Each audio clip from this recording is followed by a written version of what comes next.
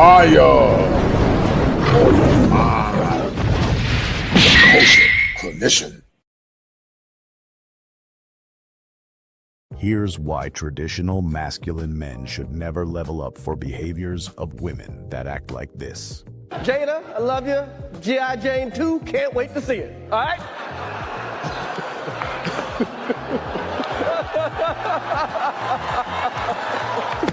Oh, wow. Wow.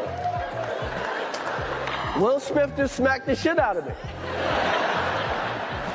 Keep my wife's name out your... I say single women keep women single. Why is this? Because they care more about their female friends' feelings than they care about their men. And gentlemen, this is when you need to start drawing the line. If a woman can't apologize, leave her. Give her the benefit of the doubt. Tell her the first time, but tell her, look, when you mess up, and you will, I need an apology. And the apology needs to fit the offense, because soon as you mess up, soon as you do something, you start swinging into doing it more, because that's the way we've been cultured. The men gotta fix women, the women ain't gotta do shit except be there for men. You're supposed to be there for management of emotion, stroking of ego. They don't even understand the impact, guys.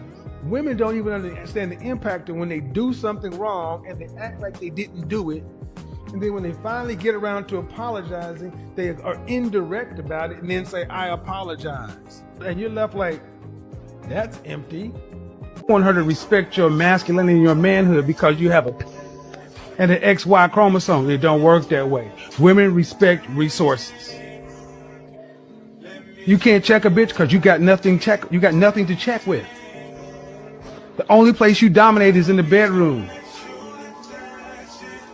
Dominate on the balance sheet. Dominate on your wallet, which is your accomplishments. Any woman that you choose to deal with, her money should be no good with you if you're 100% man. You pay everything. I didn't agree 100% with everything Kevin said. I don't believe men should pay all bills unless that man is getting something in return. If he's getting a higher value, a higher quality woman in return, yes, pay all bills. But you gotta understand, Kevin Samuels at one time was a simp. And I'm not saying this to denigrate Kevin, but Kevin will tell you that Kevin went from being a simp to being a multi-millionaire, high-value man. Kevin went from being a simp to a multi-value, high-value man. And so Kevin Samuels was not raised in a home where he had a father like a version of himself. But what's happening there, women like Lisa Ray, some of these older women, they've either had kids or ran through, they want to tell men, they want men to pay all the bills. And, Kevin Samuels was a brilliant man. I love Kevin Samuels. But how can women leave? Because being a content creator it's hard. It's not an easy job. So it's definitely psychological manipulation. It's what the current culture is telling men they should do.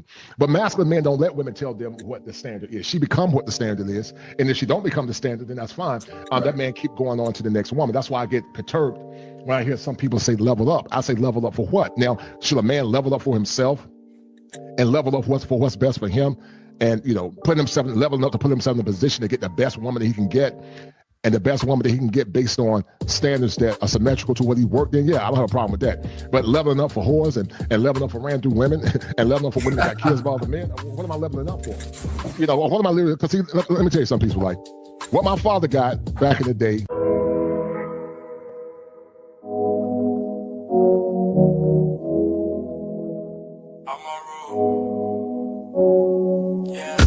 I did go bored without you. I just say bye, then I miss you. Wanna control what I do. She's such a beauty with issues. Baby, we can make it so simple right now, yeah. Something in your past must be weighing you down. So your attitude, they be bossy. Feeling like the past, keep on pulling back. Baby, we no longer the old me. I'd do anything just to hold you. Maybe you too bossy. I just wanna hear you say you want me.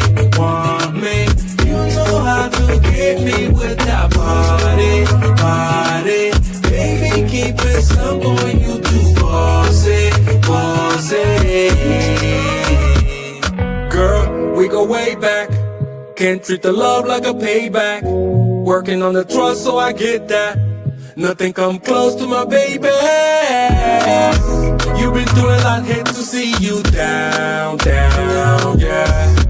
Only thing that matter is we got now. So your attitude, they be bossy.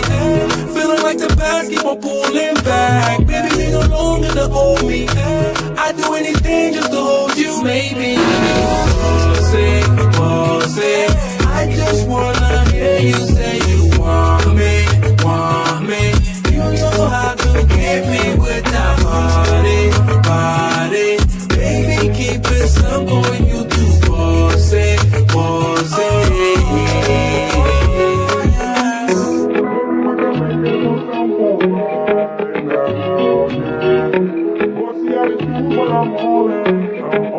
Maybe you do bossy. I just wanna hear you say you want me. You know how to get me with that body. Baby, keep it simple when you do bossy.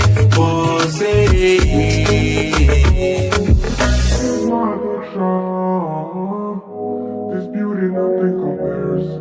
She put me under her spell, yeah.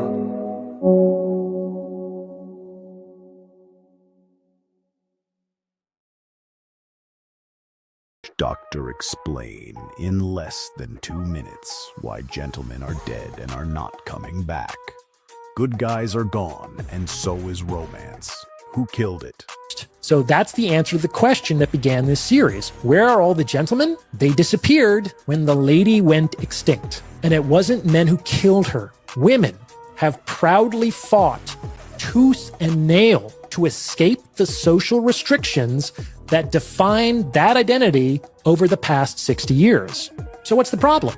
Well, the problem is that modern women want the best of both worlds. They want the social freedom of the prophet and the respectability of the lady. And that just doesn't make sense. Like, one person can't be both a lady and a prophet at the same time. If these designations are to have any meaning whatsoever, they need to be grounded in objective phenomena. And while it's always kind of easy for a lady to become a prostitute, it's very, very difficult for a prostitute to become a lady. It is possible, like the Empress Wu, who started out as a concubine in Chinese history, but it is much more difficult than the opposite. So let's be real. The standard template for a woman's behavior in the sexual marketplace today is to engage in casual sex without commitment through their 20s and then settle down into marriage around 30. That is, they want to enjoy the social freedom of a prostitute for 10 to 15 years, and then they want the respectability of a lady for the rest of their lives. And unfortunately, that doesn't make sense to men. Fire! Kosherclinician. If it ain't seven, it ain't kosher. Heaven and hell, that's what they told you. Real men put the strap down and we can toss them. Young heads pick it back up and young dolphins. This is our culture. Now we talking kosher. Clinician, masculinity issues. Absent fathers who miss you. Mama drama don't kiss you. All a part of the ritual. This is how they get you. Separate the men, women clipping babies pretend to. Damn. Lovers, haters acting like vultures. If it ain't seven, it ain't kosher. If it ain't kosher, ain't right, gotta divorce us. If it ain't seven, it ain't kosher. If it ain't kosher, ain't right, gotta divorce us. If it ain't seven, it ain't kosher. If it ain't kosher, ain't right, gotta divorce us. This is kosherclinician. 7 wonders, the whole world gotta listen. This is kosherclinician. 7 wonders, the whole world gotta listen. This is kosherclinician. 7 wonders, the whole world gotta listen. This is kosherclinician. 7 wonders, the whole world gotta listen. Listen.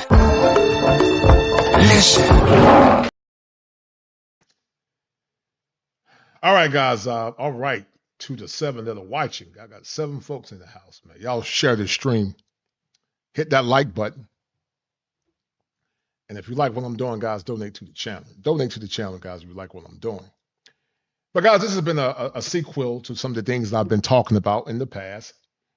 As a licensed therapist, I explore things from a social commentary perspective. But also I explore things for the avocation of competent, healthy, traditional men and women, regardless of race, white or black.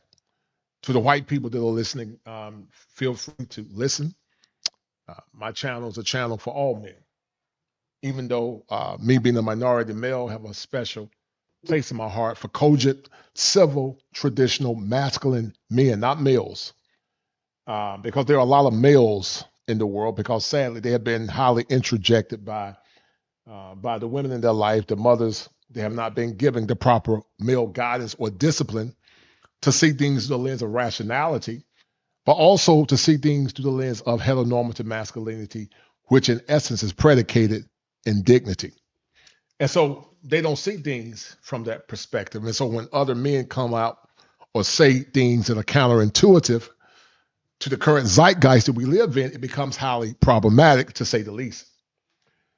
So after saying all this, guys, there's always been this level of consternation where the question proposes itself, or the question is posed, what are men leveling up for in modern times? And, I had some guys that got upset with me in the comments, acting like, buffoons and, keep Kevin's name out of your mouth. Idiots, man.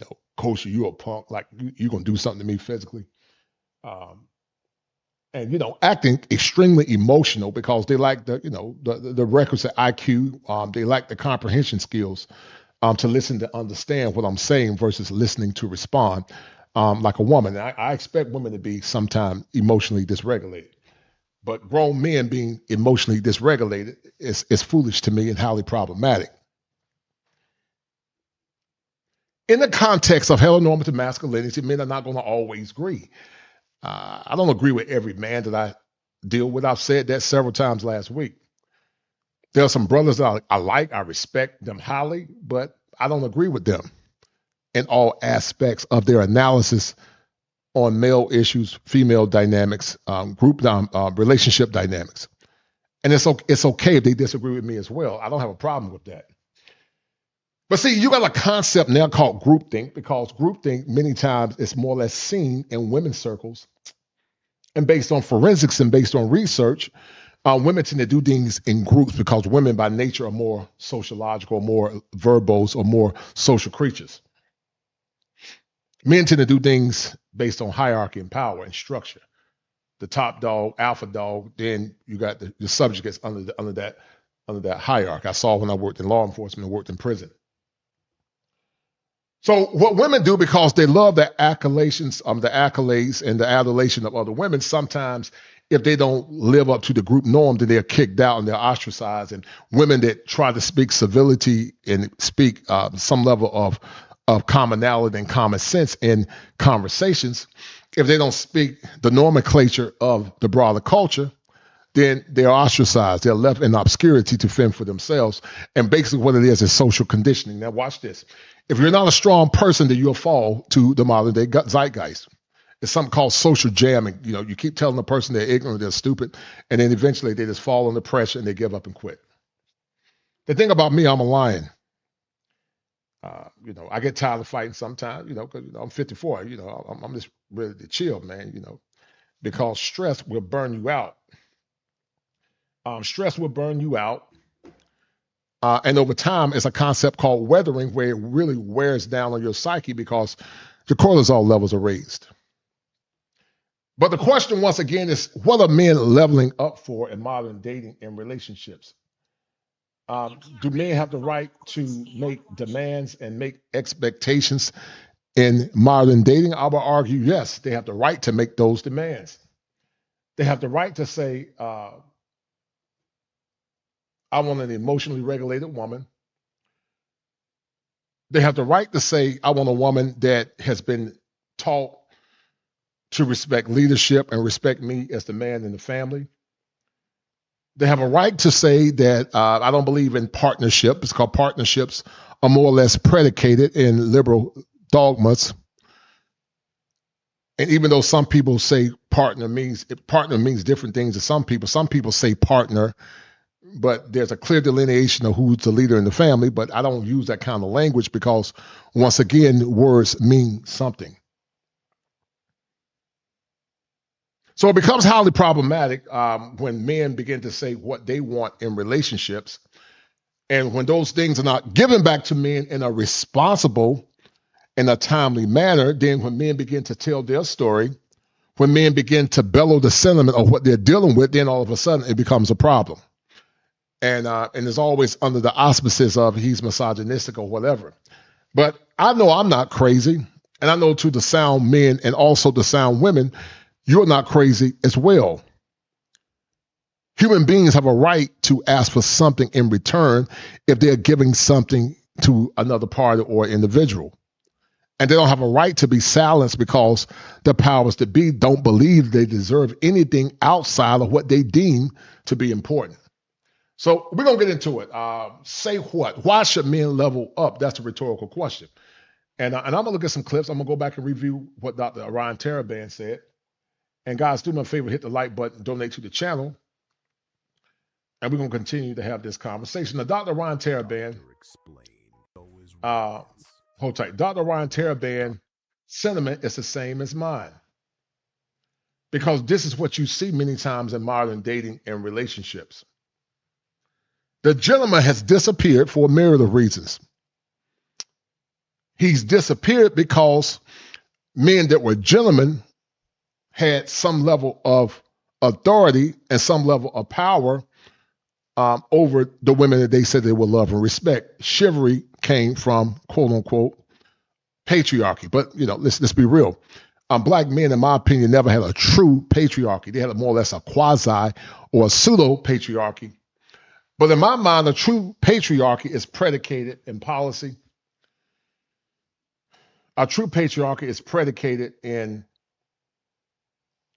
order and structure. That's what a true patriarchy is. And I will argue that black men unequivocally have never had a true patriarchy. And so when, psychologist Dr. Ryan Taraban, that is a male advocate like myself, and many others say that because men are very logical and we look at things through a concept of cost-benefit analysis, and when Dr. Ryan Taraban began to say the same things that other men are thinking, then if he's not saying it at the approval of a woman, then all of a sudden it's a problem. And that's why we can't have the conversation, because the question is, what does level up really mean? And why this kind of woman don't get what she's asking for? It's only special types of women deserve that. And as I said before on last week, every woman does not deserve those kind of high virtues. Only certain types of women qualify for that. As a licensed professional or as a man in general, you don't reward bad behavior. So when you got a generation of boys to see things through the lens and the approval of the women in their lives, what it does, it leads to a condition called self-sabotage. So we're going to listen to Dr. Ryan Taraban, and we're going to get into why men are not leveling up in modern times and modern relationships. Doctor explain in less than 2 minutes why gentlemen are dead and are not coming back. Good guys are gone, and so is romance. Who killed it? So that's the answer to the question that began this series. Where are all the gentlemen? They disappeared when the lady went extinct. And it wasn't men who killed her. Women have proudly fought tooth and nail to escape the social restrictions that define that identity over the past 60 years. So what's the problem? Well, the problem is... And what's been happening over the last 60 years, it's a concept that I created called the minimization of masculinity. The minimization of masculinity more or less says what he wants really doesn't matter. His needs doesn't matter. His wants doesn't matter. His desires does not matter. The only thing that matters is how she feels.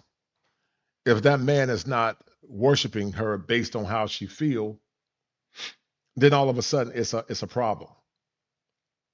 And so once again, we have erroneously forgotten to ask a generation of men, what do you want? What can I do for you? How can I make your life better? How can I make your life better? How can I create a scenario where we both get our needs met versus you always worshiping at my feet and doing what I tell you to do? and not having your needs met at the same time. Because I'm convinced that a lot of men don't have a standard, and because they don't have a standard, they're not getting the outcomes that they are looking for. Men should level up for themselves first. But as they're leveling up for their own mental health and they're leveling up for their own dignity as a man, the woman in their life must meet those standards. If she's not meeting those standards, she just don't qualify, and it's okay. Because there are some men that don't qualify to be in a woman's life because she got a certain level of standard. But I'm looking at it from a perspective of the man being the leader. And sadly, men have never been given or been privy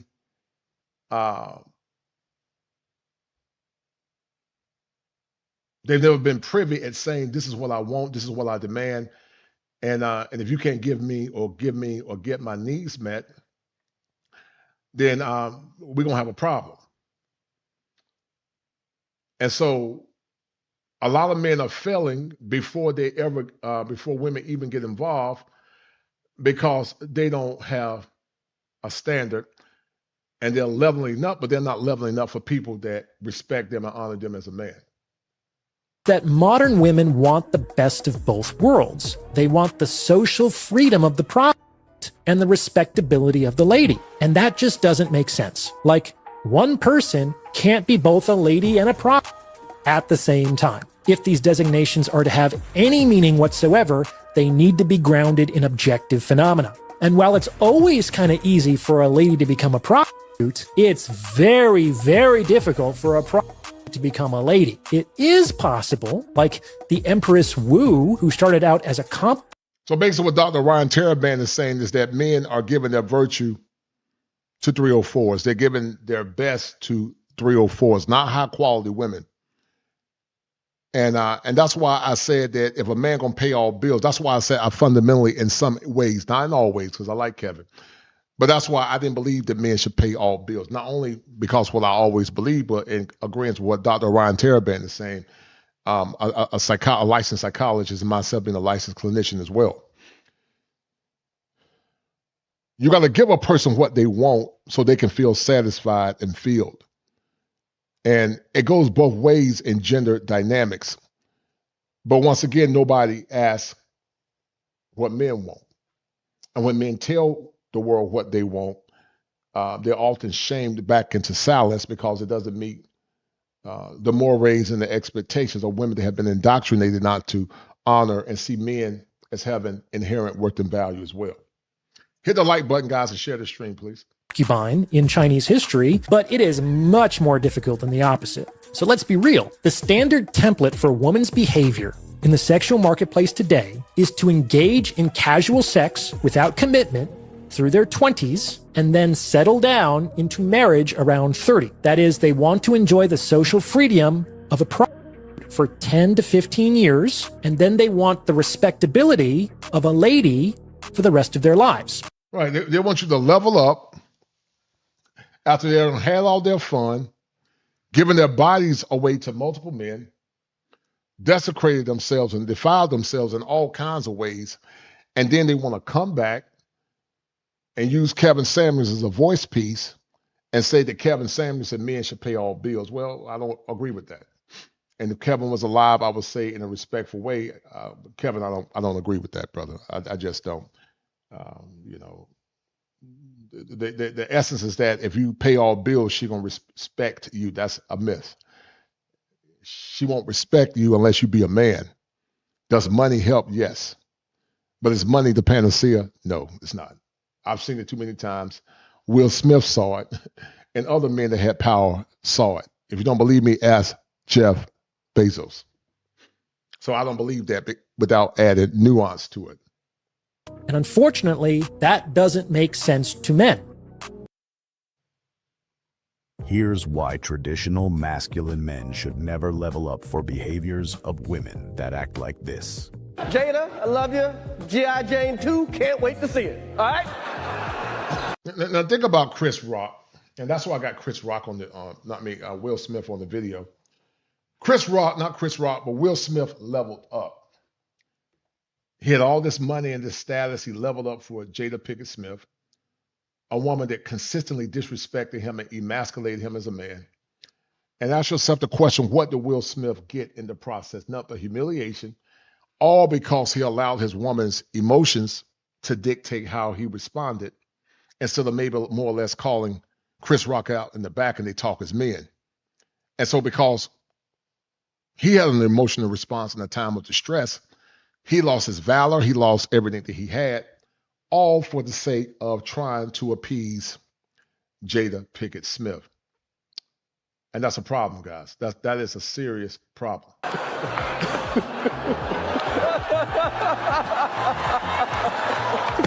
Oh, wow. Wow. Will Smith just smacked the shit out of me.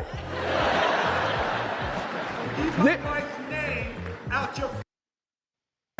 And that was an emotional response where Will Smith lost a lot of credibility. He lost a lot of masculine frame. He lost endorsements, all because he leveled up for a woman that didn't respect him as a man. She gave him the look and he turned to a simp. But also, it more or less proves my point that paying all bills means nothing. Jada Pickett Smith is not Will Smith. Jada Pickett Smith at best is a B-list actress or celebrity. Will Smith was an A-list. So to the detractors that say pay all bills, that's a myth. I've seen it many times. Paying all bills don't mean anything. If that woman don't have a healthy respect for you as a man, you don't know how to stand on business, you don't hold her accountable. It don't mean anything. And, that's why I would say that was the only area where I would say I disagree with Kevin in part. Paying all bills is for women that come in already emotionally regulated. And they meet the standards of what that man is looking for. He meets what she's looking for as in a leader. And they come together and negotiate, and they start building their legacy together as a couple.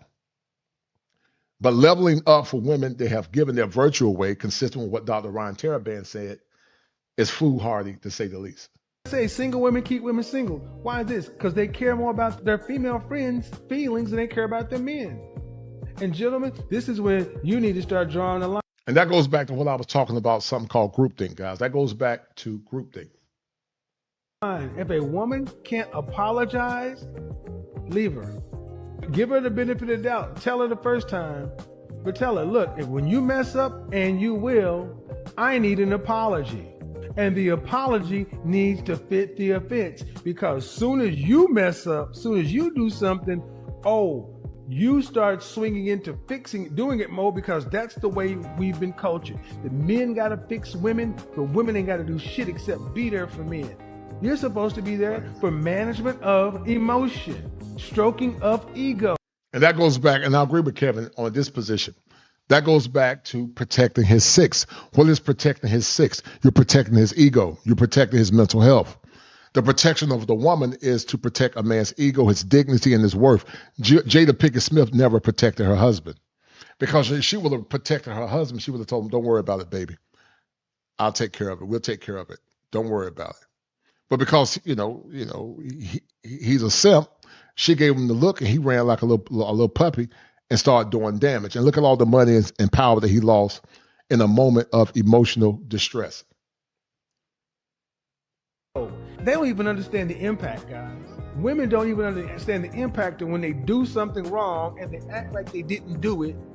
And then when they finally get around to apologizing, they are indirect about it and then say, I apologize. And you're left like, that's empty.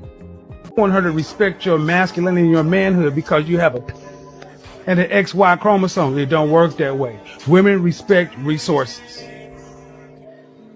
You can't check a bitch because you got nothing to check with. The only place you dominate is in the bedroom. Dominate on the balance sheet. Dominate on your wallet, which is your accomplishments. Any woman that you choose to deal with, Her money should be no good with you if you're 100% man. You pay everything. I didn't agree 100% with everything Kevin said.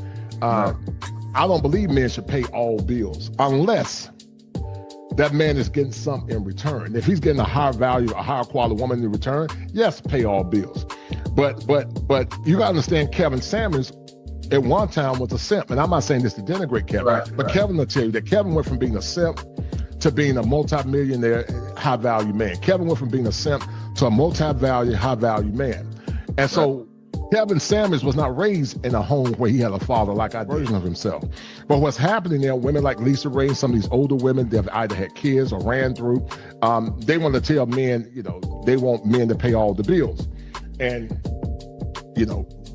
Kevin Samuels was a brilliant man. I love Kevin Samuels. But how can women leave? Because being a content creator it's hard. It's not an easy job. So it's definitely psychological manipulation. It's what the current culture is telling men they should do. But masculine men don't let women tell them what the standard is. She become what the standard is. And if she don't become the standard, then that's fine. That man keep going on to the next woman. That's why I get perturbed when I hear some people say level up. I say level up for what? Now, should a man level up for himself and level up for what's best for him? And, leveling up to put himself in a position to get the best woman that he can get, and the best woman that he can get based on standards that are symmetrical to what he worked in. Yeah, I don't have a problem with that. But leveling up for whores and leveling up for ran through women and leveling up for women that got kids by other men, what am I leveling up for? What am I leveling? Because let me tell you something, people, like what my father got back in the day. All right, so let's get into what men are allegedly leveling up for. And guys, feel free to tap in. All right.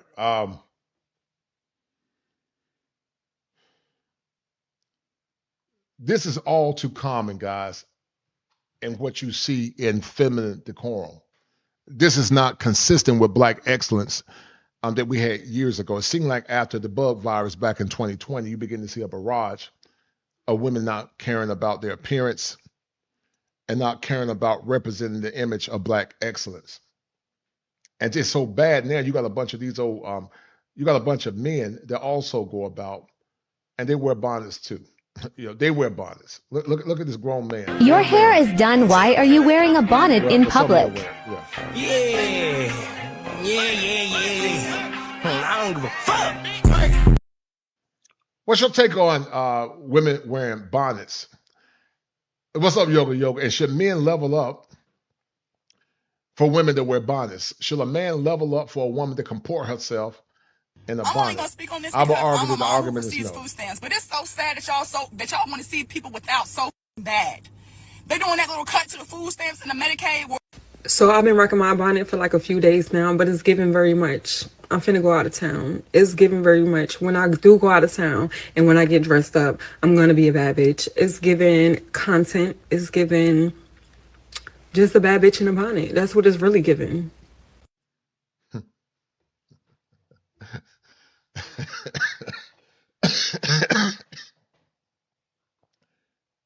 Is it consistent, guys, the women that wear bonnets, is that consistent in your opinion with Black excellence? If it is, hit one, because I don't think Black excellence look like that. I don't think competent women that love their appearance and they conduct themselves in a very professional way or in a very feminine way are going about wearing bonnets.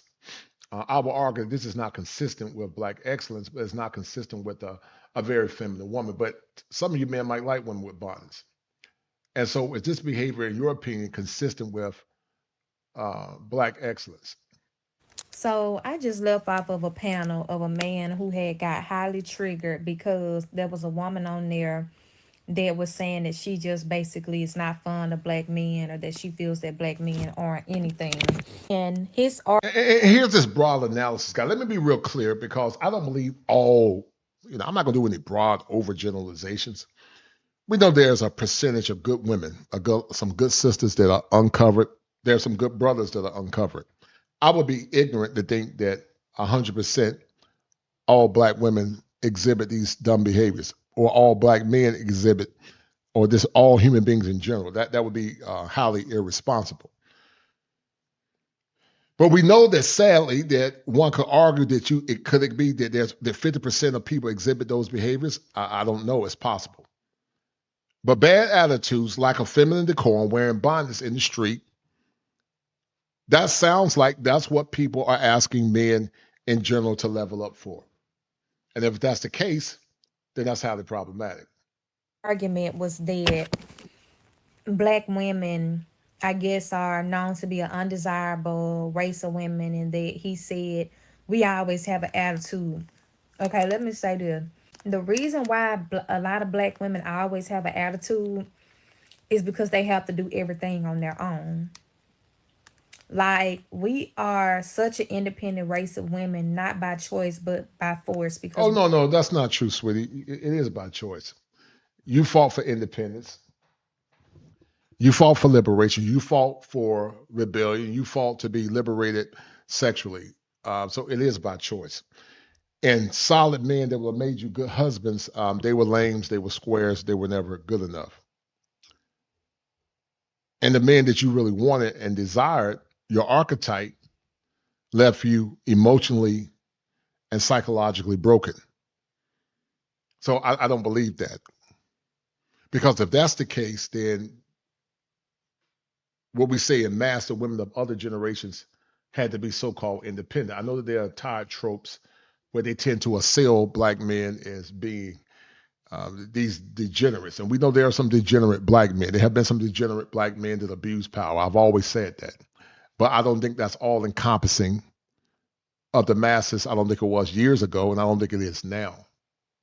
So you choose to have a bad attitude because when you go before your superiors or you go on a job where you know you're expected to comport yourself in a certain way, when you get with a man from a different skin hue, then all of a sudden you become more feminine. And sometimes that man has less than the average black man. So it's a choice, sweetie. It's a choice. Stop blame shifting. It is a choice. You have to be. So when I see people say that sometimes we have horrible, nasty attitude, yes, some of us do. But I also realize that some of us are working so hard just to stay afloat with no help from our men, no help raising our children. And like we literally have to put on a cape every day and go play Superwoman for our entire family. I agree with that in part, but at the same time, ma'am, some women are attracted to the degenerate black men. They are attracted to dusty, irresponsible, lazy, shiftless black men. And I don't think that's true or all encompassing of most black men because data, statistics, and research does not justify that. So is there some truth to what she's saying in that aspect? Yes. But it's not all encompassing when you say black men. You're clumping in hardworking, blue collar, white collar black men that many times are invisible to you and your cohort. And then you're saying those men are the same as the men that you choose, the type of men that you like, the degenerates, the bums, the ones that go about making a bunch of kids, the ones that got that hood persona, or the charismatic guy that lies to you. And now you're saying, which is a cognitive distortion, that all men are that way. And that's highly irresponsible. Like, just think about it. When a woman can have a soft life and she has somebody to depend on, a man to depend on that comes into her life, makes it easier, an actual husband, a provider, she's more in her soft feminine era. And you know what I'm saying? She could be soft, she could be feminine. But when you have to go play Miss Save a World, you have to be literally a mother and a father to a child, work all these different jobs to keep bills paid, and just doing everything by yourself. A lot of these women are under stress. They're stressed out and they don't have their men to depend on or nobody to depend on. I agree with her on that. I do agree with her 100% in that particular aspect. But where she's messing up at, shout out to Bashir, Rhonda Payne, Hashim, Shabazz, Yoga, shout out to you guys. Share the stream, please. But where she's messing at, guys, fundamentally, is that she's making a false equivocation to all black men. And once again, the data, the research, and the statistics does not justify that. Let me tell you guys something.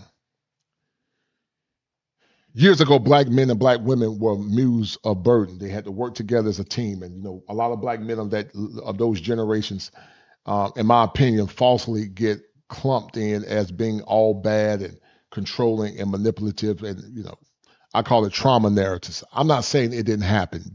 Were there a percentage of black men that abused power? Yes. Do I agree with that kind of behavior? No.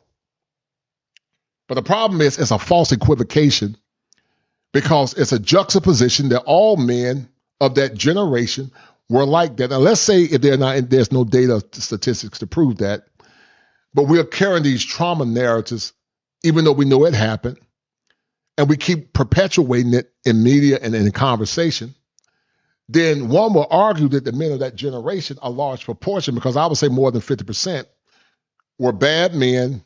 They abused women. The women didn't have any choices, and they couldn't leave or go anywhere. And that becomes very dangerous and highly pernicious, because what it does, it minimizes the men that were good men, and it doesn't really tell the whole story, and it castigate black men of that era all as being negative, alcoholics, bad men, drunkards, and all that. But see, here's the truth. Here's the truth. Did that behavior happen? Yes. Is it okay to talk about it? Don't have a problem with it. But see, men don't tell their stories. They don't tell the story on how their wife, when he went off to war, had a child with another man. Men don't do that because, the generation of men in that generation, they just didn't talk about it. They don't talk about the men that the women are talking about. Granddaddy had another woman in another community. They don't talk about the same woman that Granddaddy was sleeping with. Many times that woman knew he had a wife. But see, grandmama don't ever get, ostracized.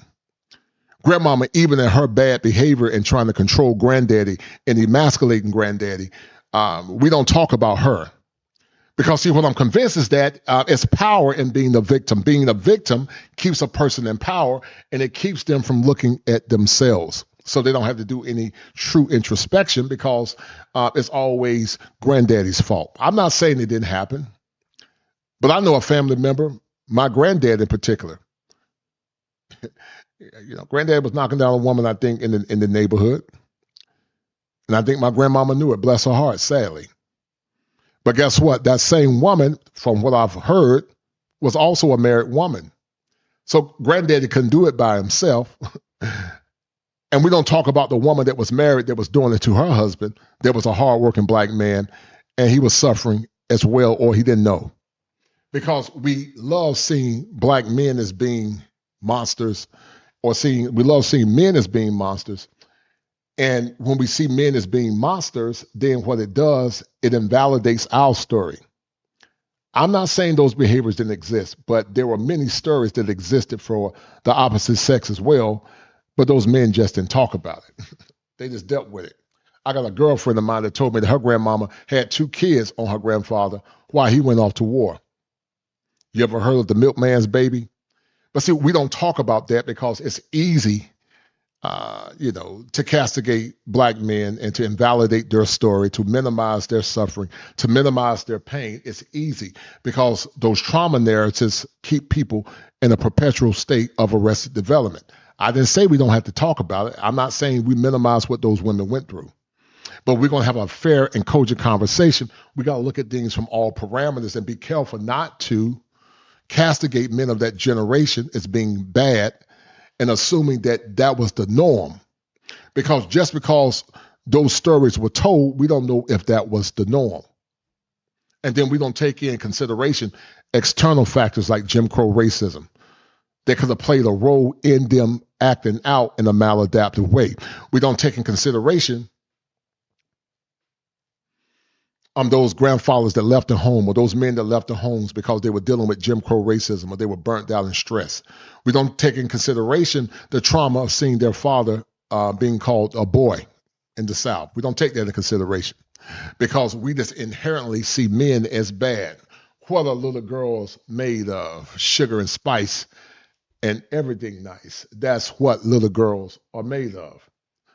But what a little boy is made of, puppy dog tails and snails, that's what little boys are made of. So there's this overarching internalization due to socialization that boys and men by default are inherently bad, and that women are inherently good, and they're always victims. And that's why we have this kind of pathological thinking that we have now. And we can never have a conversation unless that conversation is under the auspices of a woman's emotions or under the auspices of her giving men permission to tell their story. So it's always a one-sided story. And then when you have those said women that try to tell the story or advocate and give a fair perspective and a fair balance, those women get called out of their names and they get attacked because the machine tells them to do what I say do. And I'm convinced that it's highly demonic and highly occulted. Condone. So I really feel like for the men that complain and say our attitudes are so horrible, ask yourself, what are you doing to make the women in your community be more at peace and at ease? What are you doing to where their attitude should be the best towards you?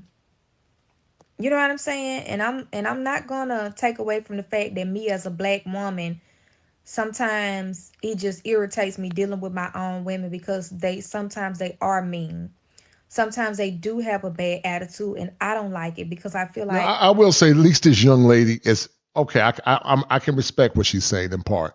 I agree mostly with what she's saying, but it still lacks nuance. It lacks a lot of nuance in what she's saying. they think it's okay to be that way towards me because I am the same gender and race as them. It is overwhelming, but I also shout out to my man New Ryden. Shout out to New Ryden for that $5 super chat. He said that I have to say, ladies, that if y'all don't get it together and treat men right, wait until Modern Warfare 4 and Grand Theft Auto 6, it's going to get bad. Yeah, it's already getting bad, New Ryden. It's already getting bad. And like Harold Melvin, the Blue Note said, the whole town is laughing at me. I'm silly fool. Shout out to New Ryder for that 5. Shout out to my man Top Gun in the house, showing love. He said, I've been silently leveling up on the brink of leaving this country with work happily. Thanks forever, big brother. No, thanks to you, big brother. If you ever move, man, I got to come to see you, man, in the city that you and I talked about. I'm not going to say it, but Top Gun has been one of my dogs, man, for 5 years. He was with me when my mom died. I was with him when his mother died. He's like a young little brother, that I never had. And we always try to inspire one another. Let me tell you guys something. Me and Top Gun ain't always agreeing on things. I remember one time Top Gun shut me down. Top Gun was mad at me. But Top Gun is a real friend, and I'm a real friend to him. And we kept it gangster. We kept it gangster. We still boys because in the throes of conversation, you're not going to agree with everything a man says. I'm not going to agree with everything another man say. And that's okay. That's part of compromise. But if you got to be a friend with a person where you got to go along and get along, then that's not a friend. Because your friendship is conditioned based on how that person feels. And that's not consistent with masculine thinking. So shout out to Top Gun. Top Gun been grinding. I was talking about you the other day, Top Gun, getting it in, making that money. And brother, I ain't mad at you. I'm proud of you, man. I pray that God bless you with the woman of your dreams. You're doing the work mentally as well, getting your mental health right. And brother, I commend you for your desire for higher pursuits. I commend you for that. realize their circumstance as to why a lot of them act like that. So how the fuck you got a bonnet on outside? A bonnet is for when you laying down. Why is you? And this is what you got to deal with, guys. Bonnets. Wearing bonnets in public is not a problem, sincerely. This is what she's saying. I mean, it's so highly disrespectful. It goes against what our women used to look like years ago. It's very tacky. And it's so bad you got men wearing bonnets now, too. You're not supposed to be running around the city with a damn bonnet on. That shit is not right. That shit it don't look right. I ain't gonna lie. How do you think I feel that I have to wear a bonnet? Why do I have to wear a bonnet? Because you can't be. A bonnet is for like nasty things. Like that shit don't look good on you. So you want me to walk around like this? Yes. With the You got me braids. fucked up. It's better than a bonnet. No, you got me fucked up. I'm not walking around like that. You with me. You ain't gonna wear I no don't motherfucking care. bonnet when you with me. No. And you know what? This man is telling his woman what he wants, and she doesn't even respect his wishes. She does not even respect his wishes. She don't respect what that man is saying. He don't want this woman. No man in his right mind want this woman going out with a bonnet on her head. But this is this dysfunction that you see in this so-called black community. I'm gonna see you and be like, oh, she was with Dink. No, motherfucker. She got on a bonnet. All that ass bogus as hell. No, motherfucker. And they don't understand that when men, if you got a man, you want that man wants his woman to represent him. A masculine man that got money and status don't want a woman with a bonnet on her head because you are an extension to that man. And no masculine man gonna have you on his arm looking like an idiot. But they'll tell you to level up for this kind of woman because this is typically what you see, sadly. We know there's some good women. We know there's some solid, good sisters that are unclaimed. I call them women of value, women of valor, women of virtue. But who want to level up for a bonnet wearing chick? I see me and be like, ooh, what's wrong with her hair? What's wrong with them braids? What's that black stuff on the top of her hair? Like, yeah, why would she come out? You think I'm finna? You got me fucked up. No. You can't even make this shit look. And let me tell you something, guys. I grew up in 90. I was class in 90, came out of high school in 90. Sisters didn't act like that. Black women back in the 90s were very dignified. They had nice hairstyles. They dressed. They wore nice clothes. I'm going to show y'all some pictures of 90 hairstyles, how women back in the 90s would get down. But they weren't wearing bonnets. That bonnet. I'm not walking around. I'm walking around with my bonnet on because it's comfortable. Like for you to be a black man, judging me about how I wear. She said judging. Anytime you give a woman critique, it's judging. That's not a judgment of condemnation, ma'am. That's a judgment of value clarification. Your value is not symmetrical to his value. Instead of you arguing with that man, you should get emotional regulation and strive to become the best woman that you can become so you can become a wife. But that's why, guys, I'm convinced, guys, it ain't no helping. You know, all this talk about the black community and all this nonsense. It's over with, man. You know, some might say I'm nihilistic. I'm not nihilistic. I'm very realistic. The patterns are not pointing towards normacy. The patterns are continuing to point towards dysfunction. And you know that a society is in trouble when they can't take no criticism. My hair, it's like crazy to me because we're both black. So how you don't feel wrong? You wear do-rags outside. Yeah. So why? And I agree with her. Men should be wearing those dusty do-rags either. She should be wearing bonnets and he should be wearing a do-rag. What's so funny is black women is the most educated group of people in this country.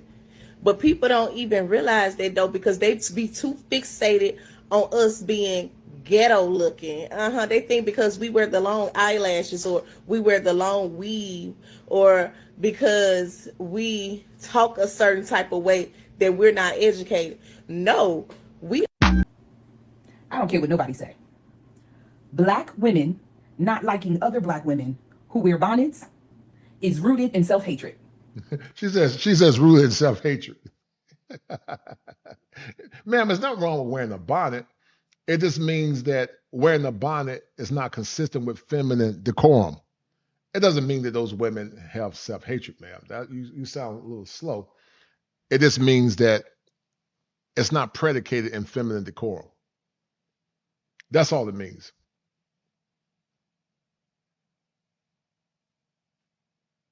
I agree.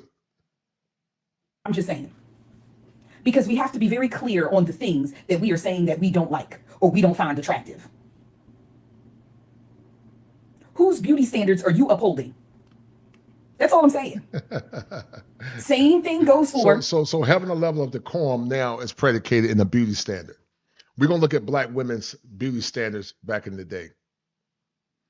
How women in the 90s and the 70s and the 60s carried themselves. Black women shaving their hair off. Same thing. Black women with a little bit of pudge. Same thing. See, these are all things that you were taught to hate. And you were taught to hate it because of the fact that white people have their standards, westernized standards. You have to be such and such amount of pounds in order to be considered beautiful. You have to have a certain hair length in order to be considered beautiful. You can't be seen wearing your actual natural hair that comes out of your head the way God intended. Oh, you dare not be seen like that. Because you are deemed inappropriate, not put together, and unkept. Who told you that? Who? And the only answer you can come up with, no matter how many times you try to justify it, is white folk. They're the ones who set these impossible beauty standards. It's the reason why we have this skinny trend. It's the reason why. Because it is their last hope, their last ability to grasp onto control.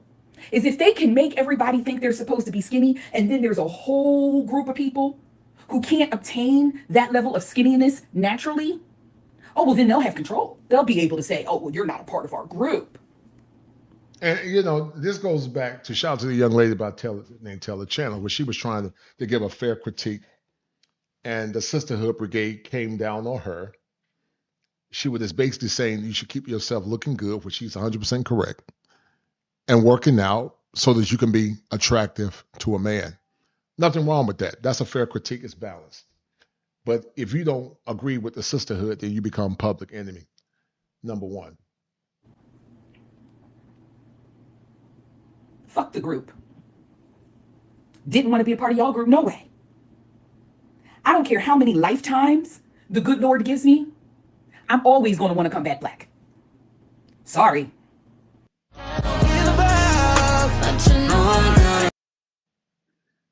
I want y'all to hit one if you think bonnets are disgusting.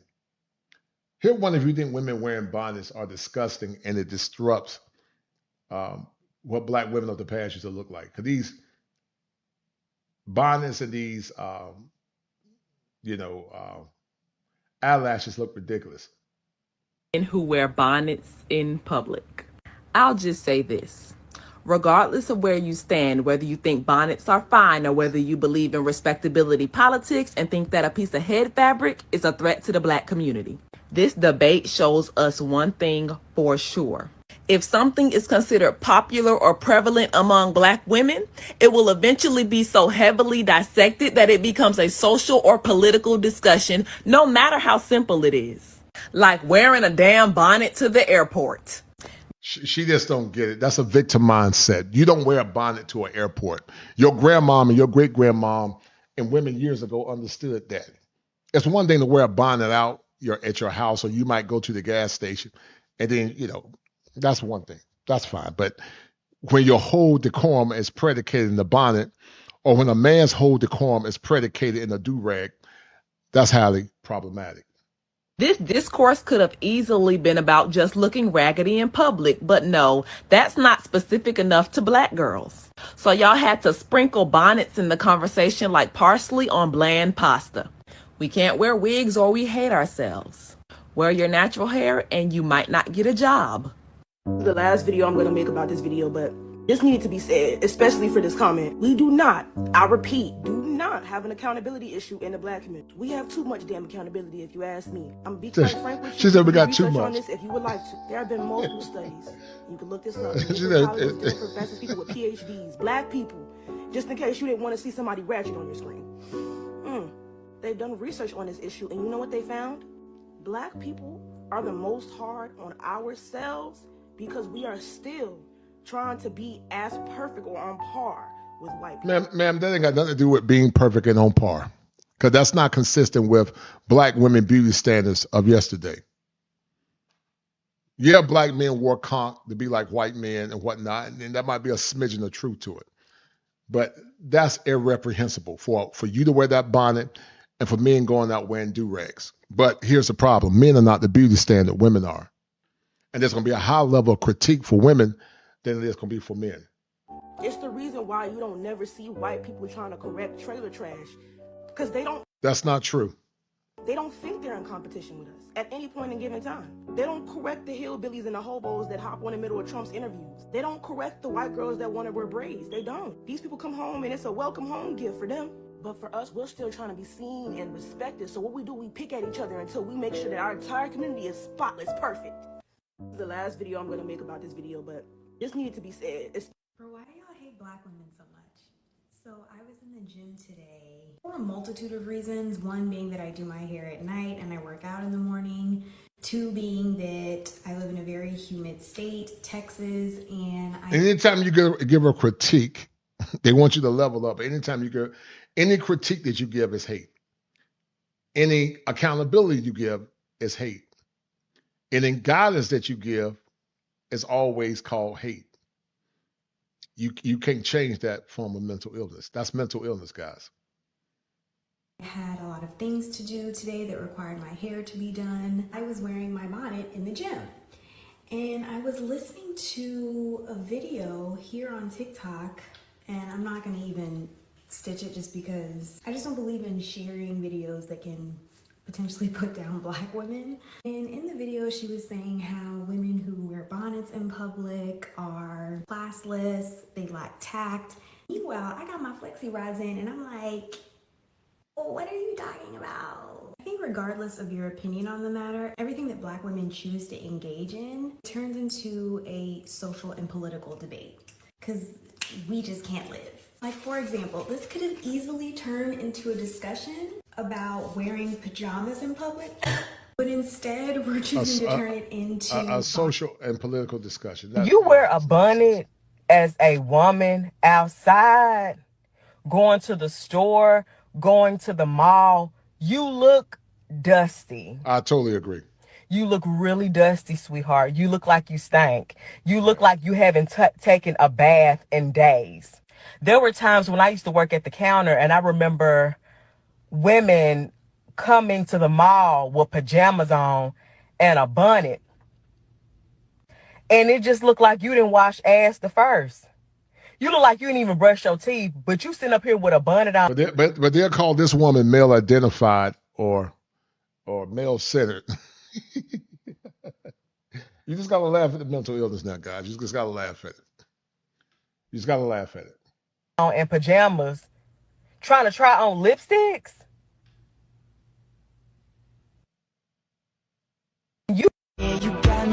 Rolling out of bed in the morning and going in public with a bonnet and pajamas on and house shoes is unacceptable. I swear we have this conversation every 3 months. I'm gonna still share my thoughts even though y'all might be mad at me for it. I really don't give a fuck what you wear outside of your house. It's your body, your choice, your prerogative, your preference. However, I'm gonna be honest, I don't like it when people dress like that when they're with me. Like, if we're going out in public, I would prefer for the people who I'm with to not present themselves that way, because now I do feel like your attire is now affecting me.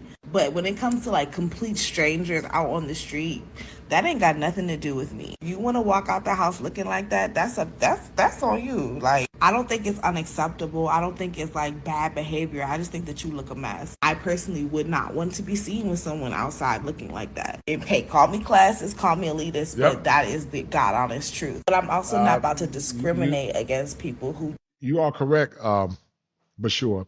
They tried to cancel Felicia Rashad. And listen, to Gen X, to those who grew up in a different generation, just focus on yourself. It's no getting to these people now. It's like, I won't be surprised if some of them will reprobate. Just focus on yourself, man. Because I do remember that, sister. I remember it like it was yesterday.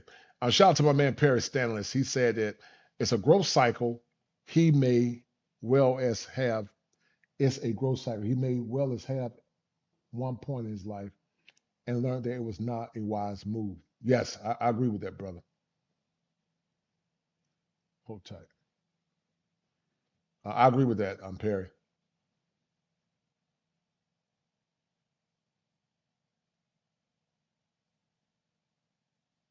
I agree with that, man. Yep.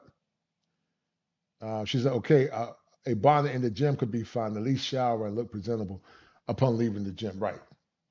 But I don't think a woman should have a bonnet on her head while she's working out on a workout machine.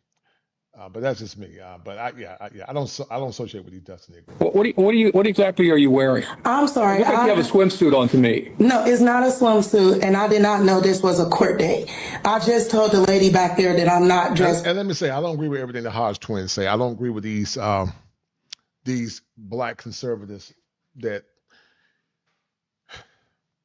you want to always pick on black people, but you don't equally condemn or castigate white trash or white conservatives or whatever.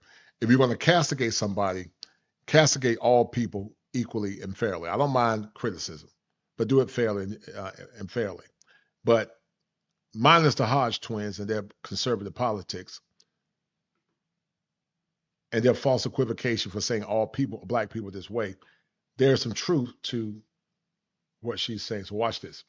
Properly for court at all. Really?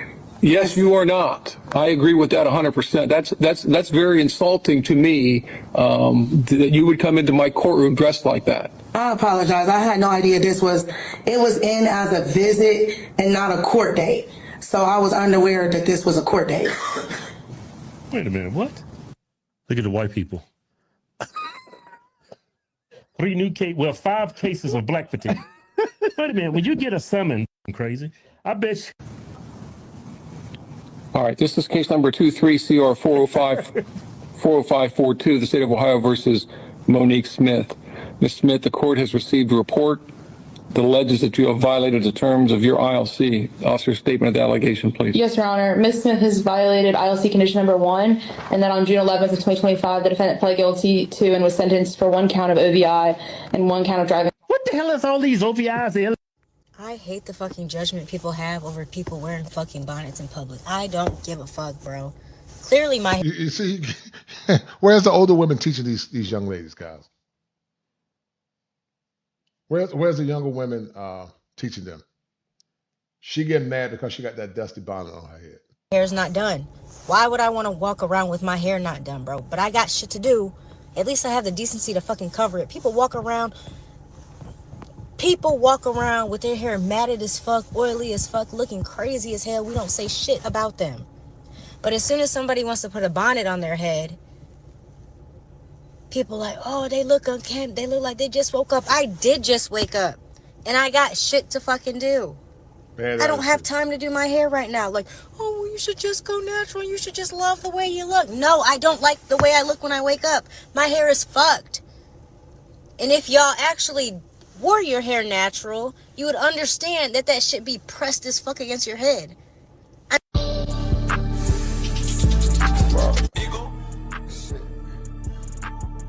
This is what happens when you go to the airport. So Monique has been getting a lot of... When I hear women brag about how they can keep a man... Guys, I'm a natural girly, but my hair's been getting...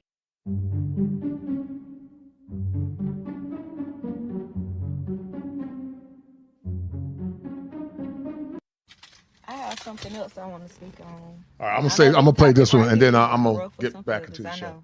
A lot of y'all are gonna be upset, but ladies, we gotta stop wearing these bonnets out in public. It doesn't look good. It just looks so ghetto and ratchet. It does. Like, invest in you a hat. Y'all might think I'm lying, but today I went to the zoo and a lady walking around with a bonnet on her head. Why? Get you a hat, and if your hair not done, just stay home. Just stay home. I have something else I want to speak on. Let me show y'all something. Then I'm gonna get to the other part of the show. Guys, do me a favor, hit the like button and donate to the channel. Let me show you guys something. This is how women in the 90s used to dress.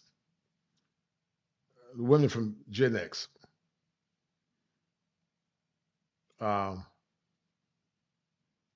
is how they carry themselves. This is how women from the 90s dress. These are the hairstyles that they had. Let me turn the music down for copyright.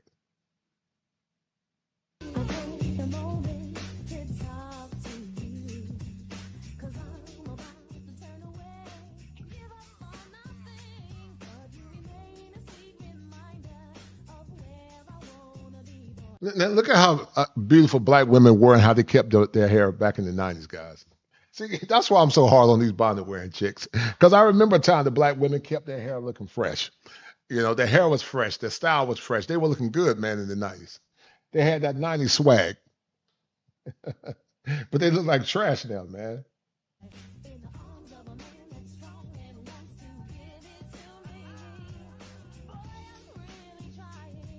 I'm not saying women in the 90s were perfect, but they did comport themselves in a manner back then. You can see some of them, they were ratchet. You know, that's ratchet behavior right there. That's definitely ratchet. But I'm just talking about the hairstyle.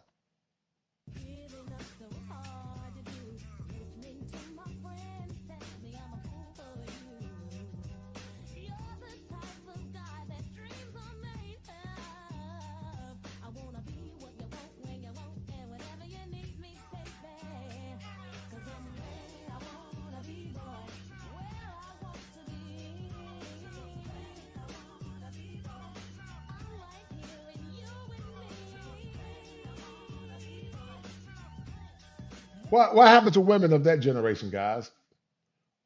Yes, it was a wonderful time. Yes, ma'am. Yes, indeed, Rhonda and Bashir. It was a wonderful time to be alive. Bashir even had that swag, man. It was a wonderful time to be alive back in the 90s, man. That's why I always said that the 90s was the last normal generation. It was a time to be alive in the 90s, 100%.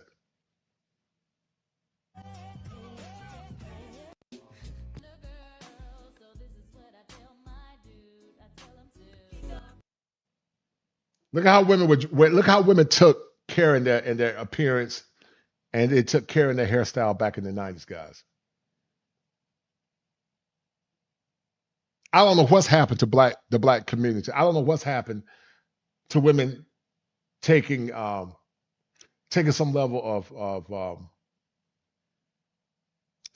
care in their appearance.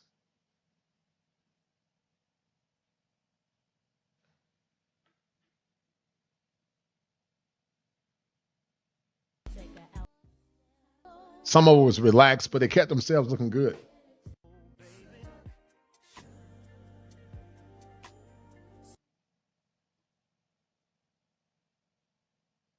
As 90s fine on the red carpet. 90s fine. What does that mean to you? 90s fine. It's funny that they say that because I think what it was. Okay. Was we didn't have lace wigs. Right. We didn't have the lashes. The snuff of the lashes. We didn't have what she's saying. 90s fine, and she's correct. They were 90s fine back in the day. They were 90s fine. They didn't have no wigs. They didn't have no lashes. They didn't have no bonnets on their head. And black men were more apt to level up and marry a woman back then because, at least the women looked halfway decent back then. They weren't perfect, but they looked a lot better now. They look a lot better than these birds now. These birds now look horrible. They look horrible. They look extremely horrible.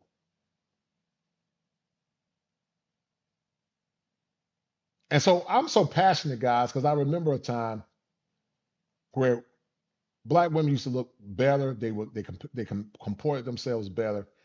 And Recently referred to Leela as 90s fine. 90s fine. I remember that times. A lot of us that grew up in the 90s. I came out of high school in 1990. The women were beautiful back then. And men were more apt to level up for a woman like that. Shout out to Top Gun. He said the movie Babs started the shift. Hollywood did a number. I totally agree, brother. And none of them look like arm wrestlers. Small backs for days. Yes, they didn't have big backs back then. Quiet Faith. And the question is, are men willing to level up for any woman, or are men leveling up for certain type of women?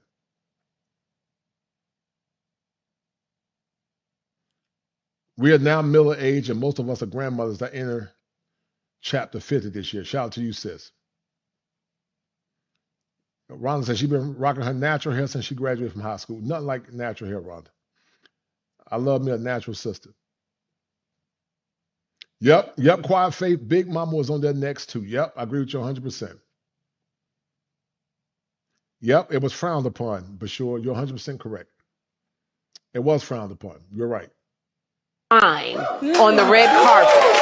90s fine. What does that mean to you? 90s fine. It's funny that they say that because I think what it was. Okay. Was we didn't have lace wigs. Right. We didn't have the lashes, the snuffle for the lashes. We didn't have snuffleupagus. Right. We didn't have that. We didn't have BBL, whatever that is. We didn't have none of that. So you had to work with what you had. That's true. And I think that's what made everybody unique. And see, men were more apt to want to level up, even though it was never perfect, but you want to level up for a woman to keep herself looking pretty. She's working out. She got emotional regulation, but now you leveling up for big backs, women that got weave on their head. You're not leveling up for nothing that's pretty. You're leveling up for a genetically modified woman.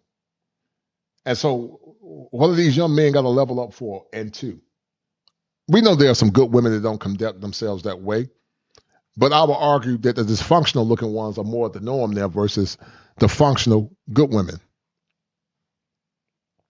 And that's a problem. Different because it was what you had. It was what you had. Just you know, a little bit of makeup, show the freckles, let it loose. But now, I mean, they putting a lot on. They got Instagram tutorials. I can't even do my own makeup right. Everything's filtered now. Filtered. Kind of like I think a lot of people look the same. Everybody looks the same. Yeah. Everybody is a copy of somebody else. Well, we were all different, right? That's true.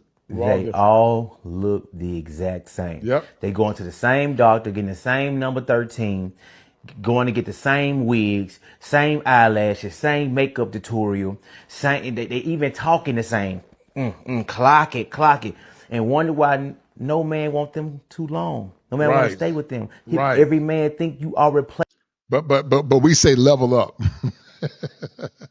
you telling black men that work hard and went to college and study hard to level up to mediocrity. We know men should level up for themselves first, but what's left when it comes down to leveling up? And then as soon as men say something about it, then the men are the problem. You know, you hate women. You're misogynistic. Always using labeling terms to shame people into silence. Replaceable because you act and look like every other woman. The women in the 90s was different. They were different. You had to be there. Yes. I was a kid in the 90s and I still knew what I was looking at. I don't know how I knew. I don't know. But I just knew. They were pretty. They had big backs. They had natural hair. I'm not saying women from the 90s were perfect. But they were a lot better than what you see now, man. I don't know what happened to American black women. That's why I do some of the shows that I do. But they were a lot better than what we have now. A lot better. I knew. Women, it was all flavors. They ain't do too much. They all was natural. A little makeup here, little I don't know what y'all call the makeup. Just a little bit of little lip gloss. That lipstick, that was it. Now y'all got 35 pounds of makeup on your face just to go to the mailbox. You can't even FaceTime without your wig on. Come on now. Oh my goodness. Social media has ruined women way more than any one man that you've ever dealt with could have. The thing that make you have lost it as a woman. Yeah. And you wonder why you can't find a man that's supposed to be with you because you can't identify the man that's for you. You can't find a match for the original. Come on, Jeremy, you're going too deep. You can't match something if you don't know what the original look like. You can't find a thing to go with it. You can't. You can't find that sock to go with that sock because you never seen the first sock. Jeremy, you're going too deep. Y'all have to get to some type of point where y'all embrace your natural looks again. But it's never gonna happen. That's why I'm glad I grew up in the town I grew up. Ooh, real women. My God. Take the Biko. All right, let's get into the conversation, guys, that I had with Peaceful Life. Guys, hit the like button and donate to the channel. Let me remove this.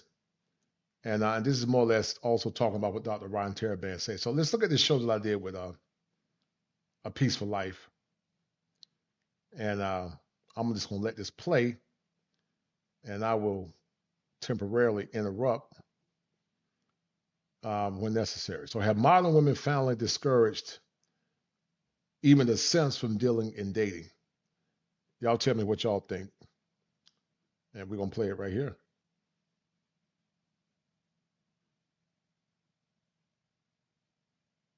They're giving their bodies away to certain men, and they're trying to punish the men they wouldn't date when they were 21 and 22 with this 100% providers.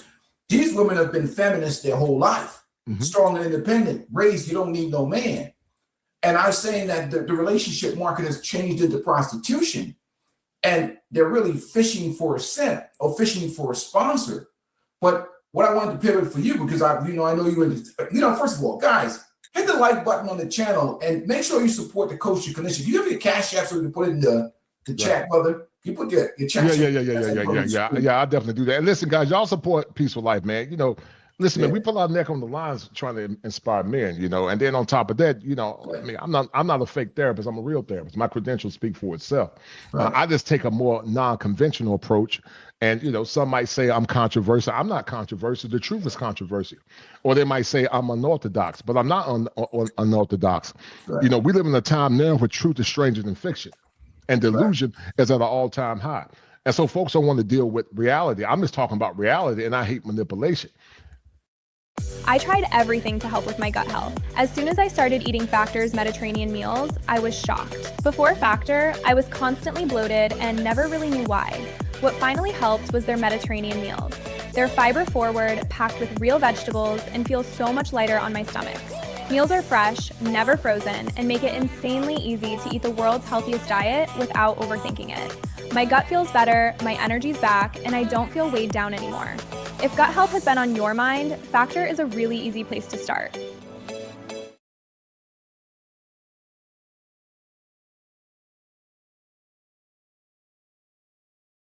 A lot of men don't know this, but the best way to prevent divorce, stop separation, and win their wife back, it's not by talking about the problems. It's not by seeing a couples therapist. I would know that especially because I am one. It's not by bringing up all the memories from the past, trying to convince her promises of the future that was made. You men that are listening have made good choices, and some of you men need to get mental health services. That's why you need to get a non-diagnostic consultation when you can afford it. But you're not getting the best of the best. You are the leader. You should set the standard, not letting the woman tell you what the standard is going to be. Because what's happened in Peaceful Life, a lot of these women are telling men what the standard is instead of becoming the standard. But these guys are getting worse too, though, Kosher. I see a lot of these red pill guys always talking about, I mean, I understand, like, when a guy says CGA, he says boss up, he means something totally different than when some other guy talks about money. Let me put it on the screen. Guys, make sure you support the Kosherclinician. $7 smalls to the Cash App, or you can put a super chat to the channel. But men are supposed to be the best version of themselves and achieve certain financial freedom and goals. But when you talk about top tier men, and I think about the totality of a man, I think about his drive, his motivation, his character. Money is a measure of success, yes. His ambitions, his skills, his knowledge, his discipline. When we talk about masculinity, we talk about masculinity in terms of the complete picture of a man. And you're a man with 3 daughters. If a man came to your house and he was making $250,000 a year, and his character was poor, versus a man come to your house, he's making $80,000 a year, but his character is outstanding, and you had to make a choice to help your daughter make a choice of what man to choose. A man is going to evaluate a top tier man, not just purely on income. Can you elaborate on that a little bit more? Well, listen, you know, that was another, I understood what Kevin was coming from. He was talking about a high value man as it relates to a certain tier of man that makes a certain amount of money, but monetary status alone does not make a man a high value man. That's a part of it. But if that's the case, then Jesus himself wasn't a high value man. Jesus wasn't rich. He was a regular man, but Jesus was a high value man than a rich man. I understand he's talking about class stratification of money. But money alone does not make a man a high value man. There are a lot of weak men that are simped that money. They get destroyed. There's a lot of dudes. Some of the worst jellybacks are guys that are millionaires. Some of these athletes, ball players, are getting played, getting their money taken from them. Some businessmen or whatever, because they never develop their masculinity in totality. And it becomes a situation, you know, where you know, their manhood, their masculinity is they just have money. They're successful. They're just wealthy men versus high quality men. You know, it's a different measuring stick about a man's quality. It's a total picture. And what happens inevitably, we tend to focus so much, even in the red pill, on the 10% of men, when 90% of the population are average income earners that need to get together and make families and build a life together. But the women are on the internet, they're focusing on the 10% of men. Right. And what makes a man a high value man is not just because of his money, but it's a man of high moral constitution, a man that understands what his core values are, a man that's unwavering in his conviction, a man that understands that money alone does not equate to my masculinity. That's a high value man. That's a high value man. It's more than just one element. It's multiple elements that's encompassed to make that man a high value man. I'm going to show you some peaceful life. Hold tight. You're going this going to prove our point. I want to show you something.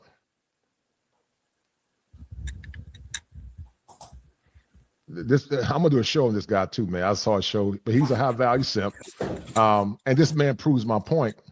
I'm gonna probably do a show on it. He was raised by his mom. This man married this woman that had kids by another man. He bought her kids clothes, peaceful life, bought her cars, and her kids disrespected him, man. Let me see if I can find the video. This man married a baby mama, but if you look at the man's pedigree, you don't see the father nowhere in sight. And that's an ego defense mechanism called introjection. He's what you call a high value simp. He would be what Kevin Samuels called a high value man. Pay all bills. But what are you paying all bills for? what are you paying all bills for? You know? Now this is the woman that let me see if I can find the video. This is the woman that tore his house upside down. I don't know if she took the videos down or not. But she tore his house upside down, man. She disrespected the man. And because this man, he must have took it down because this man don't have no high moral constitution. He's with a toxic woman that got kids by...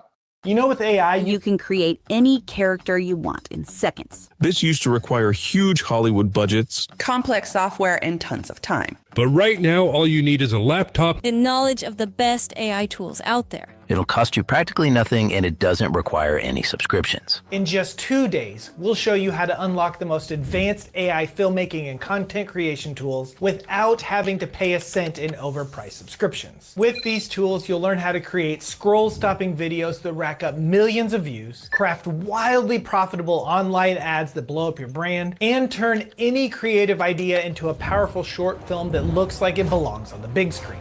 But it's not just AI filmmaking that you're going to learn. With AI, you can create any image or graphic that you can imagine. You can create full-blown viral YouTube thumbnails in seconds. Your website, emails, infographics, your entire business can be built with AI. People are using AI to fill up their content calendar in seconds. AI can come up with countless viral ideas. It can script and storyboard your content, all while keeping your unique creative voice. All you need is the by another man. Let me see if I can find it. So a lot of these men are men that are raised peaceful life. They don't have fathers. So they over-identify with the women. They over-identify with their mom. They feel bad. This woman got children. And this high-value simp was disrespected by her and her kids. He must have took it down. He must have took it down. But he was disrespected by her kids and her. Right. And these are the kind of men, community men that are being raised now because they don't do things based on masculine virtues. They do things based on how the woman feel and placating to the woman. And that never works for masculine men. A woman's job is to say, this is who I am. And this is how I can help come into your life. And your job is to tell her, this is how I plan to lead you and protect you. And then if it works, fine. If don't, she keep it moving. But see, in America, the woman thinks she's the prize by default, but she's not the prize by default. Right. Men and women have prize-worthy virtues. The man is the master prize. She's the special prize. I can't believe this man went back to this woman. But this man is a so-called high-value man, peaceful life. His wife disrespected him on many levels. She hit him, she scratched him. He must have took the videos down, man. he must have, maybe I can find the video. If I can find the video, I'll show it to you, man. But go ahead, I'm sorry. No, go ahead. But that's the thing about it. Like, we see so many rich jellybacks. Look at Tyrese. Tyrese Gibson is an example of that. Is he a high value man? Mm-hmm. You know, or is he people don't understand that masculinity and self-esteem is something, and we talk about, and you've seen a lot of this probably in your practice, about how men come to you, and it's almost probably a disbelief to you how they lack. They have this altruistic mentality, and they lack any type of self-esteem, or it's almost like they have this I don't want to say suicidal empathy is related to something totally different, but that's like suicidal empathy. They're making excuses for the woman in a way. What have you seen in terms of men's mental health and men's self-esteem being raised in a society, matriarchal society or gynocentric society that's centered around women? What have you seen in the general consensus about men that you've had to deal with? Well, their value of themselves is always tied to a woman's validation and approval. They don't have core values. They don't have clear standards, and they don't have any standards or values outside of how, many times outside how the woman perceived them. They get their standards and their values and their validation from the approval of a woman, which in itself is very very sickening and also very deleterious. Because we understand and know that women value power and strength. Right. And so if you come to a woman for power and strength, that woman's not going to respect you fundamentally. And it's not all their fault. They didn't know. They were raised in chaos. They were raised in dysfunction. So they assume that's the right thing to do, but that's not the right thing to do. Because women fundamentally don't respect men like that at a subconscious level. So they come in overvaluing women. They come in over placating to women. Part of the masculine is to do. They come in without having an identity outside of the woman's emotions. They indignify themselves for the approval of the woman. They don't have a core standard. They don't stand firm on business, and they just suffer because they don't want to make the woman upset. And that could never be me. We all learn and grow. We all have simped to some degree, but it's one thing to simp, and it's another thing to keep simping once you know better. Right. Yeah, because even when I played on some of my other videos, I was showing the video of Boris Cujo being chastised by his wife because she doesn't date her anymore. And even this thing with Steph Curry. So if this high value money thing solved most problems, why is Steph Curry's wife out here? He's high value as you can get, right? Top tier. And she's disrespectful. And that's what I'm trying to tell these guys, like, you find out more about a lot of these women, when you add them to that contract, you empower them with that state contract with marriage, and you're invested. And the sunken cost fallacy, where a man is invested so much that he doesn't want to leave, or he doesn't want to, either because society itself has no compassion for men when relationships fail. They blame every failing on the man. It's your fault. And his characterization will be like he's some type of, bum or degenerate. And the sisterhood is going to accuse him of cheating or being a weak man. The guys are going to come in, the hunters get out here. So it's really like a game that's rigged, that no matter what the man does, he's still going to get kicked in the back. Right. Best way to unclog your arteries? Cut out salt? Nope. Take blood pressure meds? Nope. Follow the DASH diet? Nope. Hold on to your chest. Because this one trick helps dissolve artery plaque without drugs, surgery, or drastic lifestyle changes. This is the fastest way to clear clogged arteries. As an ER nurse, I see more heart attacks happen than most cardiologists. And let me tell you, there's something I witness every single shift that most people don't even realize. Most folks think high blood pressure comes from too much salt, genetics, or just getting older. But the real villain? Artery cement. This isn't just a little cholesterol buildup. It's a dangerous cement made of cholesterol, calcium, and inflammatory toxins that harden like rocks in your arteries. And even small amounts of soft... And I think a lot of guys suffer in silence because of this.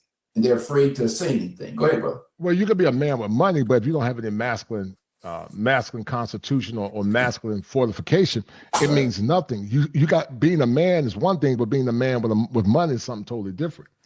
And so you got to be a man and also be a man with money. The problem with Steph Curry is probably an empath. He's probably, go along to get along. He probably don't want to make her upset. Instead of telling her the next time you disrespecting me as a man again, even though he's probably scared that he's going to have to pay a lot of money. But when your wife start disrespecting you, you need to start planning for an escape route just in case. And you let her know, if you do it again at some point, we're going to end this. I know it's hard, but women only respect power and strength. And the problem with Steph and a lot of men, the way they start out is how they should hold out. Steph probably started out being understanding and also seeing things through the lens of his mother. And a lot of men tend to over-identify with the mother. I had 3 sisters. At one point, I had to break that simp spell because I saw things through the lens of my sisters instead of seeing things through the lens of masculinity. When I stopped seeing things through the lens of women and started seeing things based on masculine principles, my life started changing. And so, That's why, like I said, I don't believe in this level up. If you either level up to be the best version of a man that you can be, it's fourfold peaceful life. If you're a godly man, you're gonna level up to get a virtuous woman. Ideally, we know it's hard to find, but that's ideal. We know it's hard to find. Right. The second tier will be the level up, just for your own self-esteem, and also the level up to put yourself in the best position to travel and make your own decisions and to be the master of your own fate. Right. The third step to level up would be the level up just to get whores. That's called hedonism. Those are men that don't believe in a higher power. They think that once they die, it's over with. Well, creation gives too much evidence that there's a God. You don't have to believe in the God of the Bible, but there's a higher being. Science actually affirms God. A fool has said in his heart that there is no God. So I don't listen to fools. If they want to believe there is no God and you can be a whoremonger and screw all the women you want, keep doing it. You'll find out when you close your eyes in death. And then the fourth one, which is the worst one, is to level up for ran-through women that are baby mamas and former 304s, and now they're scapegoating Jesus because they want a man to come in and rescue them. So you should level up as a masculine man for a woman that's a virtuous woman, ideally low bodies, virgin to low bodies, a woman that has emotional regulation. She respects your leadership. She has no kids, and she's wife ready. And she's a godly woman that understands her dark nature, and she's always working on it. That's what you should level up for. Don't listen to these idiots that keep telling you, talking about level up for whores. I'm not going to level up for a 304. Unless, if you want to level up just to level up for the sake of getting some box, fine. That's your business. But no man should just level up for the sake of a woman. No way. He should level up for his own masculine fortification. That's the main thing a man should be doing. I totally agree, man. But I saw this, it's a cartoon thing, but let me know what you think about this. No sex for a long time for a man doesn't just make him frustrated. It changes him. At first, it feels like tension. Then it feels like rejection. Then it slowly becomes emotional distance. Men don't only experience intimacy physically. They experience reassurance through it. They experience connection through it. They experience being chosen through it. When that disappears for a long time, he doesn't just feel unmet. He feels unwanted.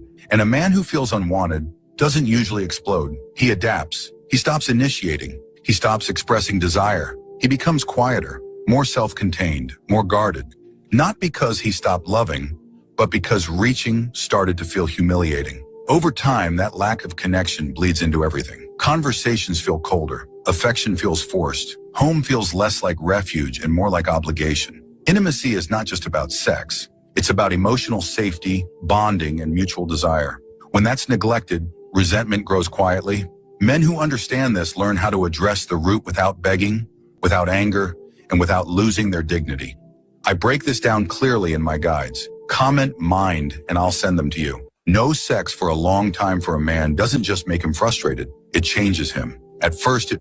So we just like we was talking about it, and let me get that off the street.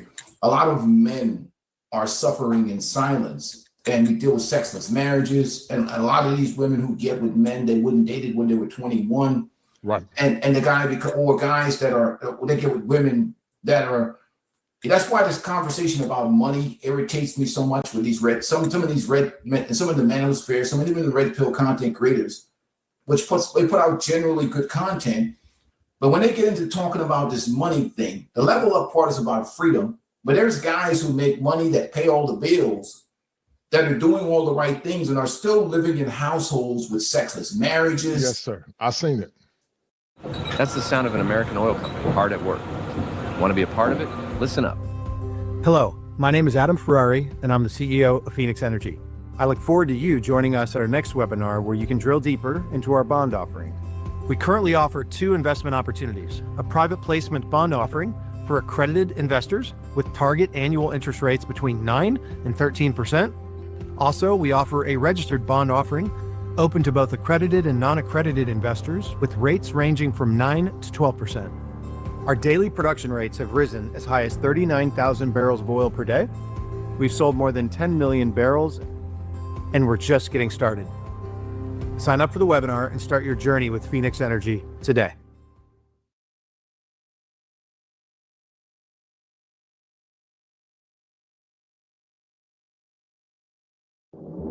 Right now, as you watch this, your brain is being hijacked. You think you're in control. But there's a back door to your mind that 99% of people don't know exists. In 1914, a discovery was made that should have stayed buried. The hidden switches that control human behavior were exposed. For over a century, a select few have used this knowledge to manipulate millions. They've made women. Yes. You know, can you elaborate on that a little bit? Let me move this from the screen. Let me tell you something, Peaceful Life. I've met guys in bars. I've met men in my practice. And the worst case I've ever seen was a guy that was a neurosurgeon. Right. This man, Peaceful Life, made over $900,000 a year. He paid all bills, gave his wife a nice house to live in. She didn't give him intimacy. When she did give him intimacy, it was starfish intimacy. She didn't really care about him as a man, because what these men don't understand, Peaceful Life, most of these women, when they get married, the man that they marry is the man that they settle for. Yes. It's not really the man that she really wanted. It's the man that she settled for, because, you know, that vagina was tired. You know, that vagina was singing Negro spirituals, you know, swings low, swing chariot, because she had all the fun she wanted to have. Now, after she had all the fun, gave all her virtue away, the man she married, she's not sexually attracted to him. Right. So he has to do a lot more versus for the man that, you know, she gave her virtue away for free. And so this fallacy about paying all bills, or you pay all bills, the woman to be feminine, is a lie. In theory, it sounds good, but in reality, it makes no sense, because there are women that submitted to men that had nothing. I'm not saying the man shouldn't make money. I'm not saying the man should put himself in a financial position, but he's not doing that solely for the love of a woman. He's doing it for himself first. And then also for a woman that can become complementary. Because if a man worked out hard to become a high value man, I'm not going to give it to a woman. My value is not tied to a woman. A woman can compliment me, but my value as a man is not tied to a woman's approval. My value comes from God, not from a woman. My woman is to enhance what God has given me. But my value comes from the Most High. It doesn't come from a woman. And so I've seen, he was a neurosurgeon making $900,000. He was miserable. I tried to tell him, look, man, you're causing the problem. He disengaged therapy when I gave him when I brought him to his simp moment. I had another guy. He was an engineer making big money. His wife had kids. And we're going to use John Doe for HIPAA, because I'm not going to say the name, but wife had kids. Mm-hmm. He made excuses for her. He hadn't had intimacy from his wife in 4 years. The worst case I've seen was a man that hadn't had intimacy. He was a millionaire, a real estate tycoon, hadn't had sex with his wife in 20 years. Wow. But these men were millionaires, quote unquote high value men, paid all the bills. But they still, they were leaders in their profession, but they weren't leaders in their homes, because they didn't demand anything for that woman. And 9 times out of 10, that woman was probably imprinted by multiple men before he got with it. That's why I get angry when people tell men to settle for ran-through women, or women that got high bodies, or women that are not virgins, or got extremely, when I say extremely low, under 5. But they don't tell them that. They want men to settle for mediocrity. And they get in these relationships, and the women, they still pay all the bills like fools. And so neurosurgeon, engineer, but like I said, I had the worst case I've ever seen was a man go 20 years where he didn't have no intimacy with his wife. 20 years was the worst for a black man. One was 9 years. For another man, it was 4 years. But these men pay all the bills. Exactly. And that's why I have a problem with some guys in the red pill. And they don't understand that masculinity, strength, and power. Right. Money is important, but that's just a small. Money is a part of the equation as far as. But unless you have masculinity, strength, and power, these women are not going to respect you. They're not. Mm-hmm. And a part of that too is that we talk about masculinity and male development. I mean, where do you see a lot of the lacking? Mm-hmm. You're asking me the question? Yeah, where do you see a lot of the lacking nowadays? The major thing that I see is lack of self-awareness, and lack of having fortified, codified standards that's symmetrical to his masculinity. They don't have a moral compass coming into marriage. They don't have a masculine blueprint coming in. They do things based on the emotional whims of a woman. We all have done it. I'm guilty of it. I don't do it anymore. And so they don't have a moral compass and they don't understand what their core values are. So they compromise elements of their core values for the sake of appeasing women. And it never works fundamentally. It never works. It never have worked and it never will work. Right. Because it's not tied to power and strength. She only respects power and strength. That's why the Most High said, cast not thy strength to a woman. You're supposed to be the leader in the relationship. Yeah. And then I'm seeing now, what I see is we got to talk about this mind manipulation game that I see where they're leading with shame. A lot of men don't know this, but the best way to prevent divorce, stop separation, and win their wife back is not by talking about the problems. It's not by seeing a couples therapist, and that's coming from a licensed therapist myself. It's not by convincing her with all the memories you guys had, the promises of the future, or the kids. And it's definitely not by trying to make her happy. So if it's not all those things, then what is it? Well, at some point, whether she said it or not, she stopped seeing the man as the guy that she could trust and lead the marriage. That's what actually changed. It's never just one fight, forgetting about her birthday or an anniversary, not doing the chores or taking care of the kids. It was all of the little moments stacked on top of each other. Death by a thousand cuts. And whether she's still in the house, sleeping in another room, or already moved out, the truth is that somewhere along the way, she stopped feeling safe in the relationship. That's why all the things that men start to do, those gifts, the texts, the late night conversations, trying to be nicer to her, none of it actually works. Because what she actually wants isn't for you to try harder. It is simply to feel something different than she's been feeling in the past years. And that is exactly why we teach something different. Something that has the potential to not only turn around a man's marriage, but build it back stronger than it ever was before. And that framework, it became the ERM method, or the emotional reset method. It is about rebuilding the dynamic, one shift at a time, without needing her to be on board first. And every man who turned things around, they did the same core things. They didn't have to beg her. They didn't have to over-explain. They stopped reacting and they started leading. Check it out. It's better than it was before. Our trust is rebuilt. We're spending time together. We're going on dates together. It is 100. To try and use men's egos against them. Right. Like if you say you broke, if you start by calling men broke and dusty and just, like this is what these gold diggers do nowadays.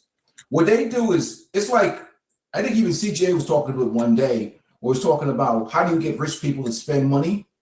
And I think Adam Sandler's daughter walked into an expensive purse store in Beverly Hills, dressed in regular sweats or whatever. And the lady over the counter basically said to her that she can't afford that purse. Mm-hmm. Which intentionally, they're trained to treat women, rich people terribly, to invoke their ego. Right. So she went home and got her dad, and they probably spent 10 times what that purse cost in that store to prove a point. But who won in the end? The store won. They sold him 10 purses or 10. He spent probably 10 times more money than that purse is worth. To prove, they go home thinking like, look, we showed them we have money, we're high status.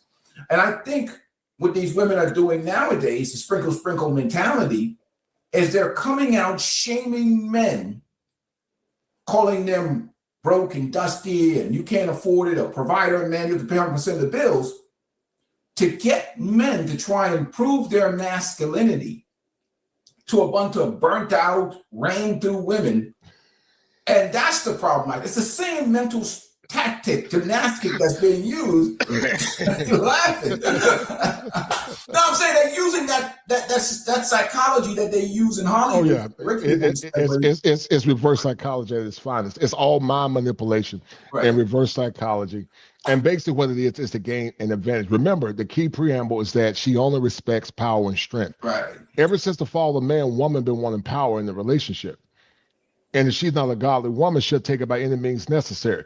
Listen, Frederick Douglass said it better than me, Peaceful Life. He said the power, it never conceded to nothing without a struggle. It never have and it never will.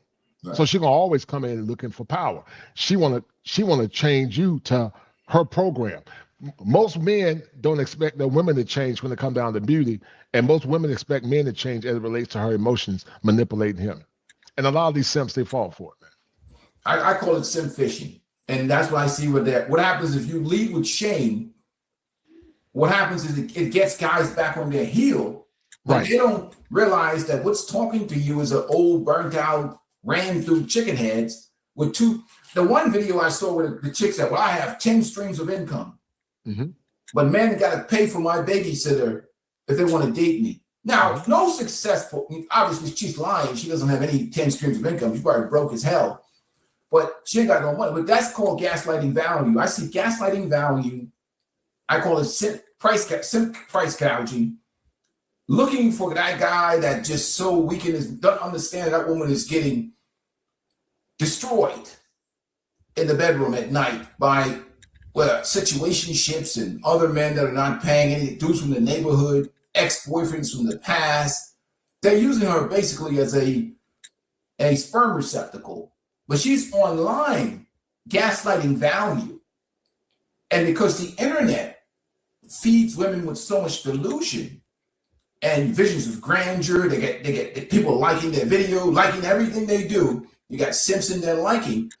And even now with these dating events, many of them women go to these dating events to validate the simping that they get online. So they get guys kissing their ass online.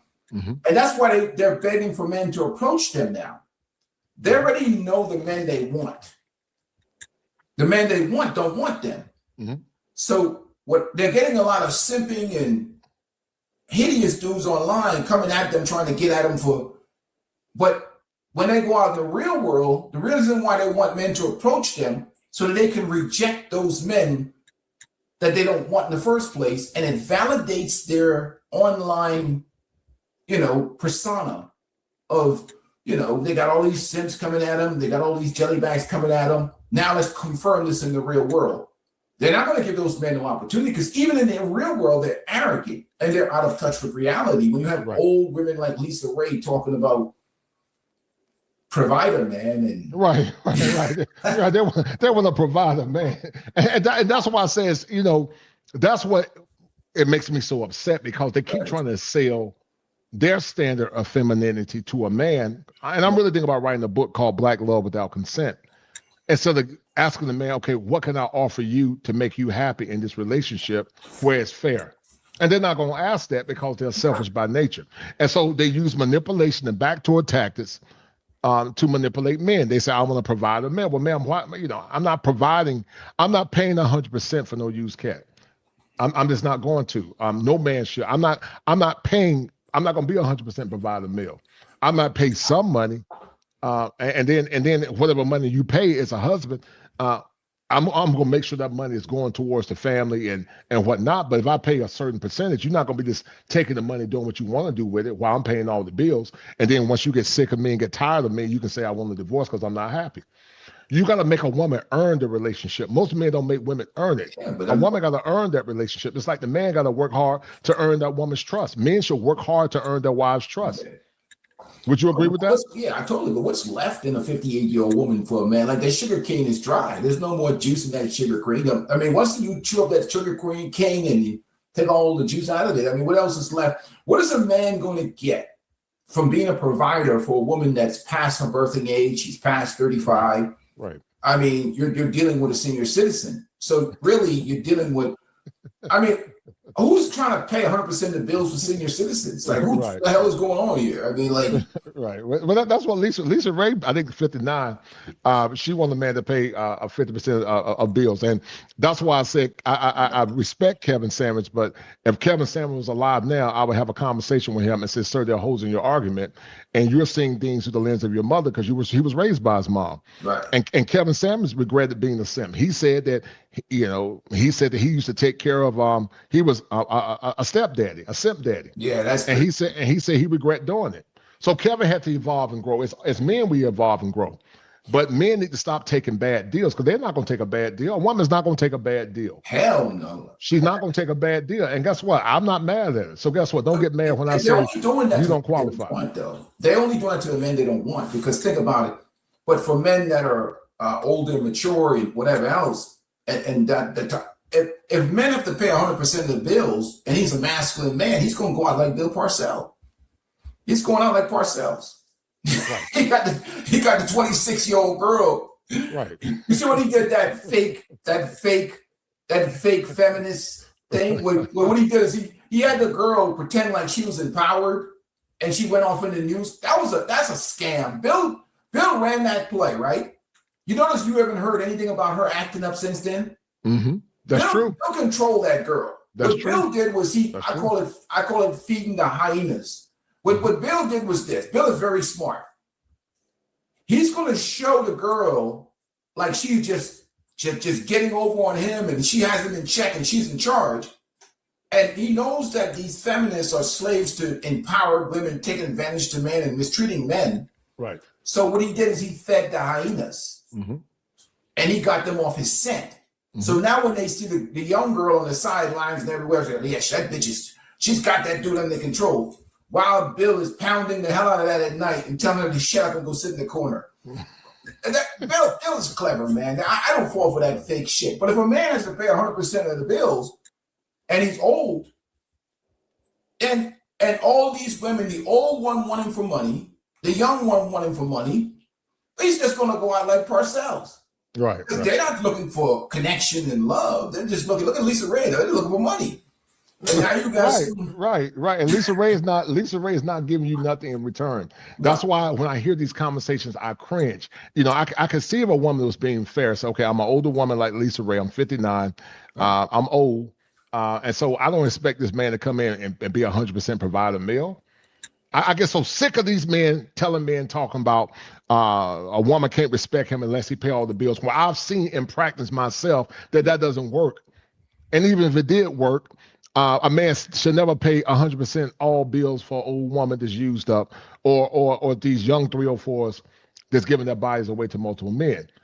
No man should pay 100%. I didn't say you can pay some of the bills. Right. 100% of bills should be paid for women that are virgins, wife ready, no kids, emotional regulation, have a strong spiritual constitution, understands her dark nature, and she respects that man to follow his leadership.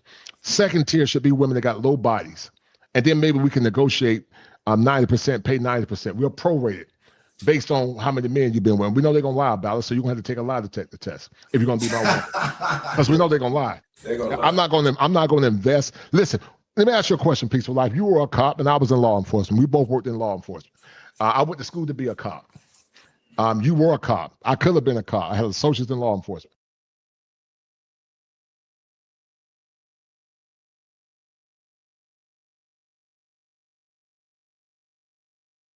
People always ask me how I stick to healthy eating, and honestly, it hasn't been easy. I've tried what feels like every plan there is, and they've always felt not specific enough to my needs. Factor completely changed that. Factor meets my nutritional goals and takes out the hard work so I can save my energy for the gym. It's super easy to get started on their app and set up a meal plan that actually works for my life. I can filter by dietary preferences, but it also helps me stay on top of calories, fiber, all of it. Plus, every meal is delicious and gets delivered right to my door. Factor completely made healthy eating click for me. Still thinking about it? That's your sign to start.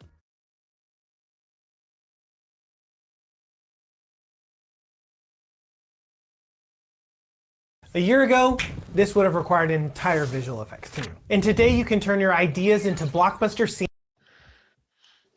When people decide what crime is, they say, what was the intent? Am I right or wrong?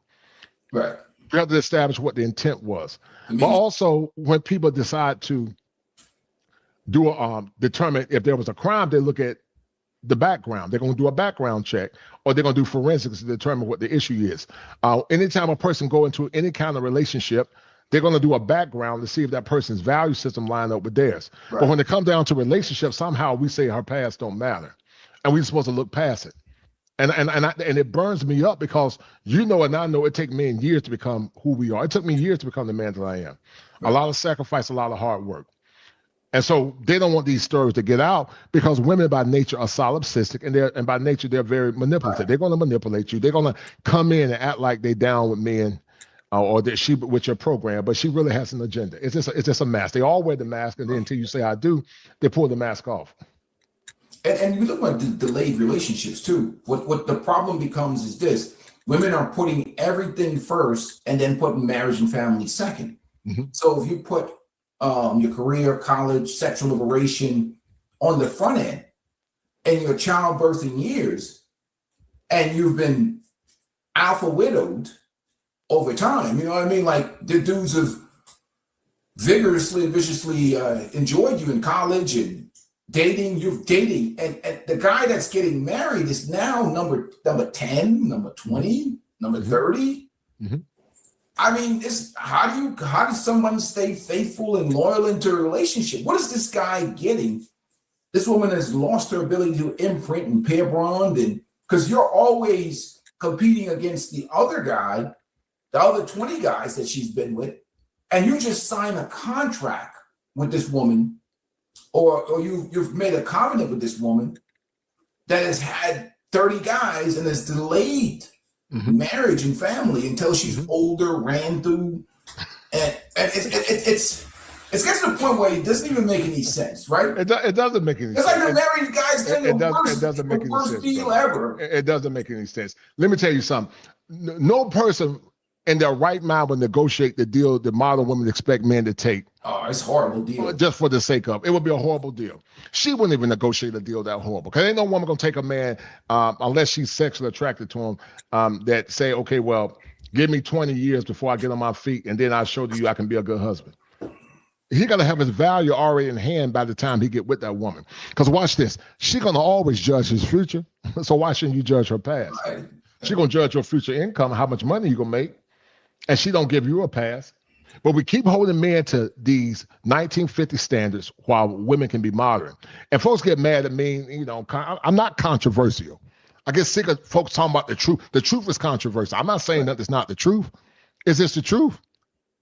So anytime men speak objective truth, it's controversial, man. And everybody keeps living in the 10%. And right. While everybody, the 90% is average. 90% of the men out here cannot afford to pay 100% of the bills under the current inflationary situation and system. And the women, if they really cared about a man, would not put that type of pressure on him, and she would help him out. Because this is the problem where a lot of red pill content creators, a lot of these guys want to now, to maintain a standard of living that's comfortable, that's livable, that's enjoyable, you need two incomes. Right. You need because you don't want to overburden that one person. What happens is that person becomes burnt out. Right. And you're putting too much load on that person. So we keep basing these conversations on the 10%, as opposed to dealing with the 90% of us who are average in life, that need to bring their incomes together, build a life, deal with inflation, deal with rising costs, buying a house, the ultimate. All the men and women that have gotten married, average women that got married to average men are doing okay right now. The ones that are struggling is the hardcore feminists that won't go 50-50, that won't split bills with men, because in their mind, they really hate men. They don't want to split bills with men, but they're struggling out here financially. And they're having to, some of them turning tricks on the side, but that's a whole nother segment on it. But they would rather be out here struggling because they really don't want to serve men. That's really what it is. Unless they're completely advantaged by, and they've been sold these things online about this image of a man that they've created in their mind that's been fed to them by the Panda Bears, the Simps, the Derek Jacksons of the world, the Sprinkle Lady, of this invisible man that they'll never get their hands on. We're Phoenix Energy, a family-owned oil company focused on unleashing American oil from North Dakota and Montana. We've already sold over 2.9 million barrels, creating steady jobs for hardworking folks chasing the American dream. You can share in our success by investing with Phoenix Energy and get 9 to 13% annual interest through our Regulation D 506C bond offering. Join our next investor webinar to learn more about Phoenix Energy.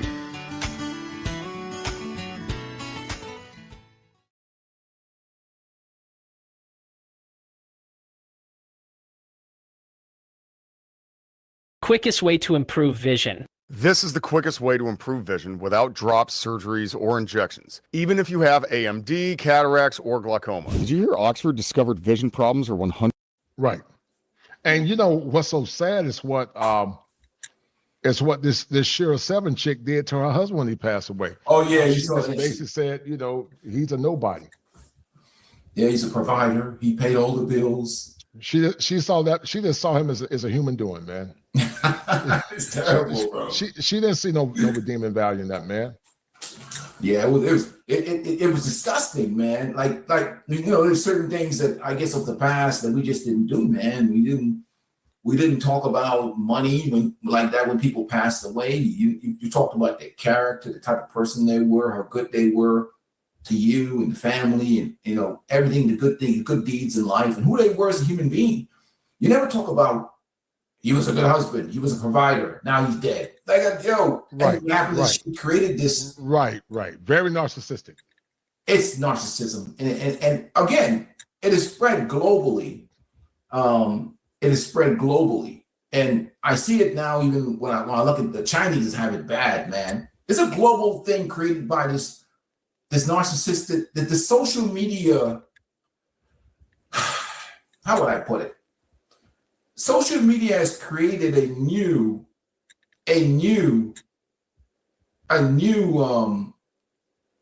parallel dimension of delusion. It has.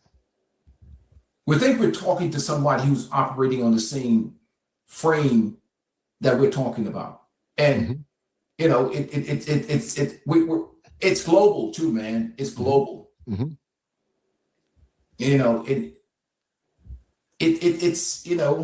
And this one say, hey, there you go. Look, Q put it best. I know white men in upper levels management or administrators where they make their wives pay 50%. Black women and any other chick is delusional if they honestly think they will contribute nothing. But the problem is it all goes to the same pot. You're making the family wealthy. Mm-hmm. When a woman adds to the pot, a man adds to the pot, you're investing that money, you're investing in stocks and bonds and mutual funds and real estate and property. You're building a life together. Mm-hmm. By joining income and joining things. I don't get this selfish self. I think what it is just feminists that are, they tried the strong and independent thing. That crashed. They did the sexual liberation thing. That's crashed. Now they're just like, I'm gonna find me a sucker simp. You say 50-50 type. Oh, yeah, I got you. It's like, I'm going to find me a sucker now down at the end of this rainbow after I've mismanaged my blessings between my leg. And I'm going to find that sucker now. Because you know what they try to do? I think they overcharge the guy they wouldn't have dated when they were 21. Right. He's now 35, 33. He's a software engineer. He's squared away. He's whatever. They wouldn't have dated him when he was 21. Now, Mook, Day Day, and Daquan and Quintavious, they've already put some serious mileage on her. But there goes Kevin, the software engineer. He's 33, 34. He's making $150 a year. Now he got to pay 100% of the bills. When that chick slept with Mook was the first of the month dude. Mm-hmm. And he thoroughly, vigorously, viciously pounded her out. Thoroughly. I mean, he went thorough with her. And now that dude, she wants him to marry her. She goes to the church, repents of her sin, pretends to be a born-again Christian, tries to do the religious backdoor. She tells him, I have been on a celibacy journey for 1 year. And I want a man that's God-fearing and how they say it now? I can't even say it. Well, he's equally yoked, or what a word they use. Yeah, equally yoked. That's it. They want a man that's equally yoked. Oh my God. But she's been yoked by multiple men. I mean, the body counts is like, now they go for, I mean, it's disrespectful to the church, I'll be honest with you. And some of these pastors, they just accept that. They rebrand and they misuse the God, religion, and then they talk about, they'll try and religious shame that guy into marrying them, right? And call him some type of sexual demon because he wants to enjoy what. A lot of men don't know this, but the best way to prevent divorce, stop separation, and win their wife back, it's not by Mook enjoyed back in 2011 or something or whatever. And he wants to, he's more so saying, you know what? Hey, look, And she's going to define to him what the Bible says men are providers and protectors and this, and this. And men should take me on and pay 100% of the bill. It's biblical. But if you turn it back and say, well, biblical, well, aren't you supposed to be a virtuous, virgin Christian lady? Right. They forget that part. That part. Yeah, they forget that part. They forget that part. And see, you know what the problem was? A lot of these women, they talk virtue, but yet some of these women still want to be modern women because they give their bodies away. They say they believe in, they don't have a problem with women being sexually expressive, which that's their right. But you can't say you don't have a problem with that if you're a woman of faith. You can't say, well, I don't care about women, being sexually expressive. If you're a woman of faith, you can't be saying that, because that's counterintuitive to what theology teaches. Now, I know that men don't have as much power as they used to have over these 304s. We know they don't have as much power as they used to have. I get it, but I'm talking about men that are striving to do the right thing. We know it's hard to find.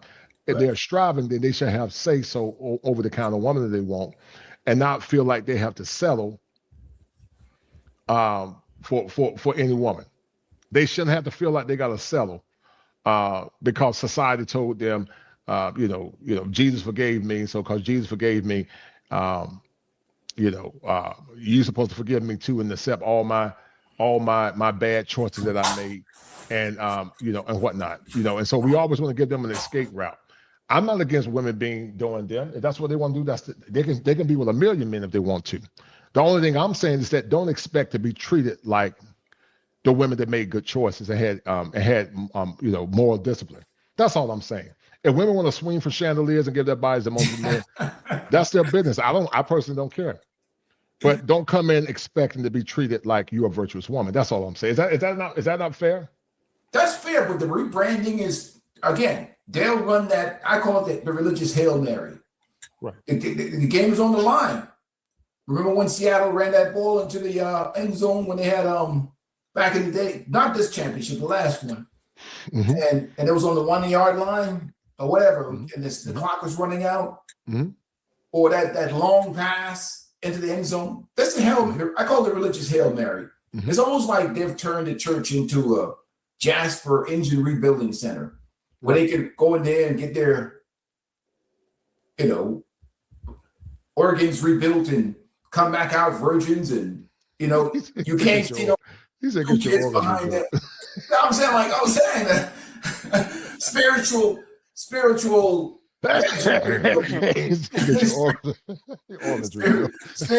vaginal rebuilding.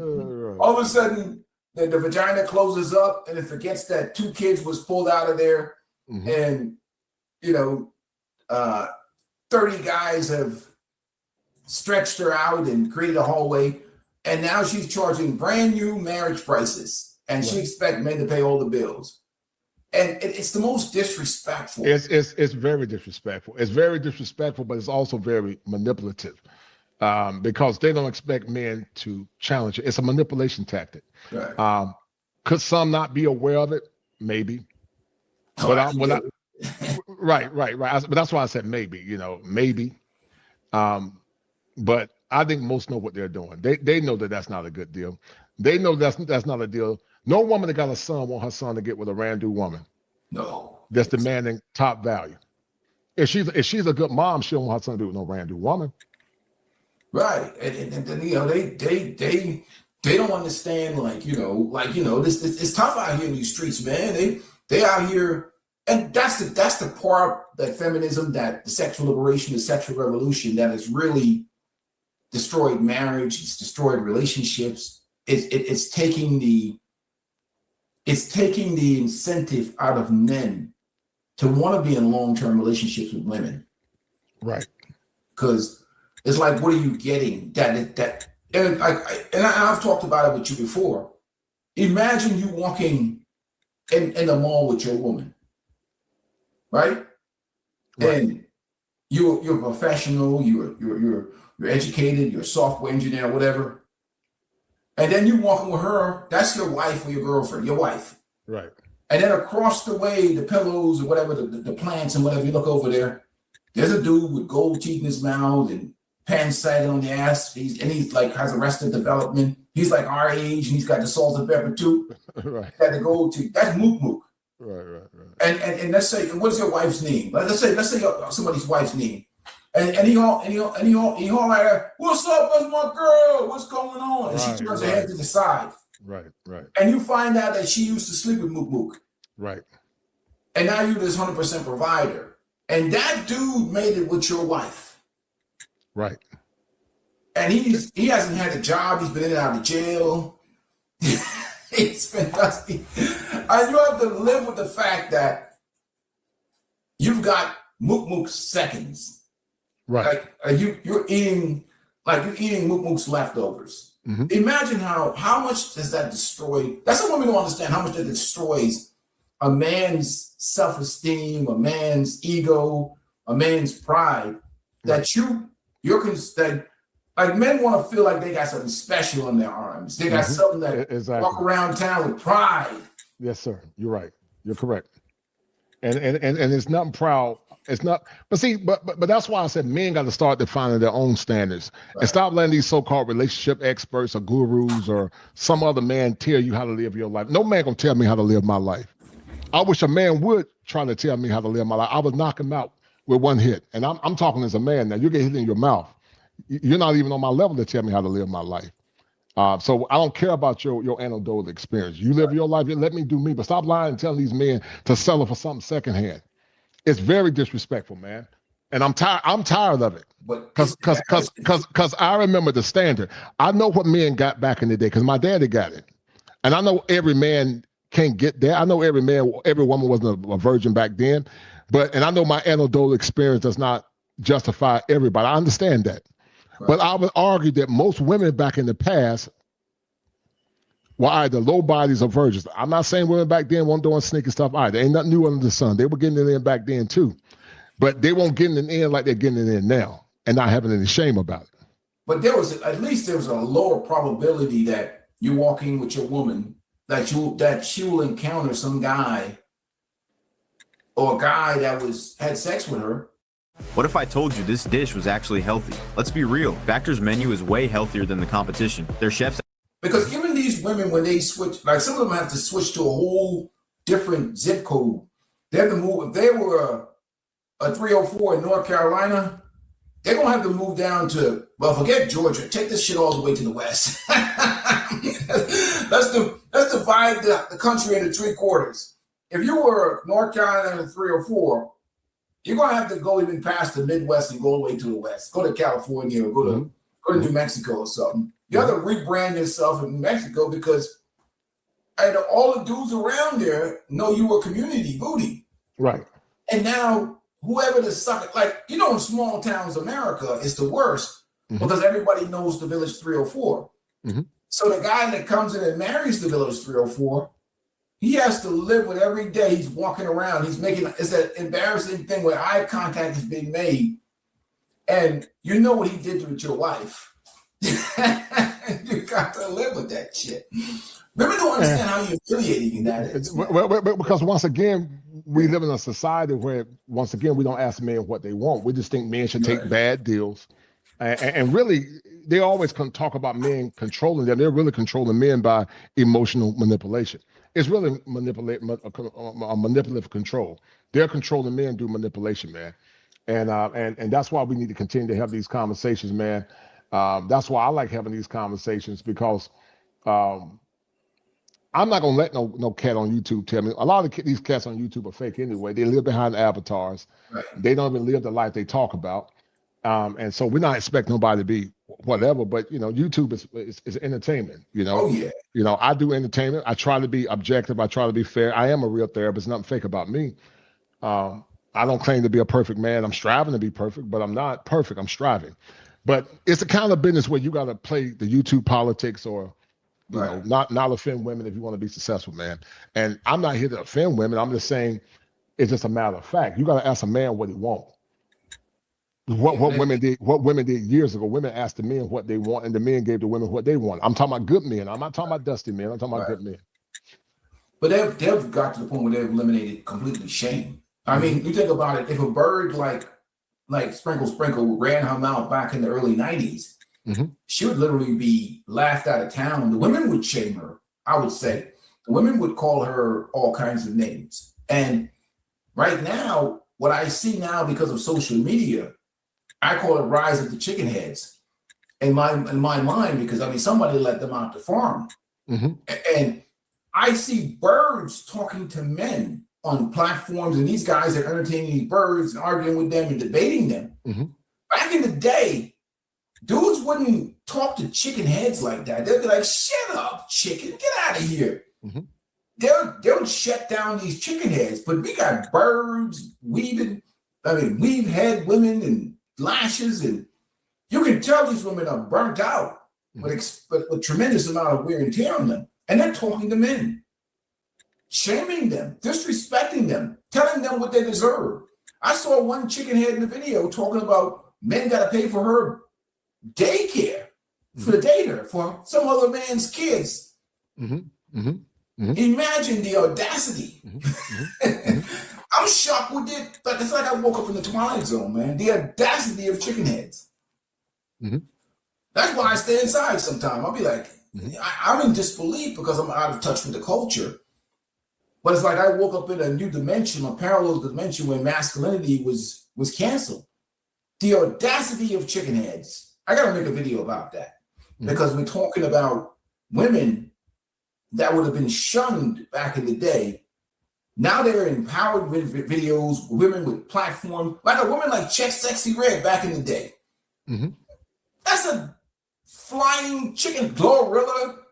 Those women were at the bottom of the barrel back in the day. They're like, but this is who the culture worships, and this is what this is what people who are talking about standards and what men should be doing.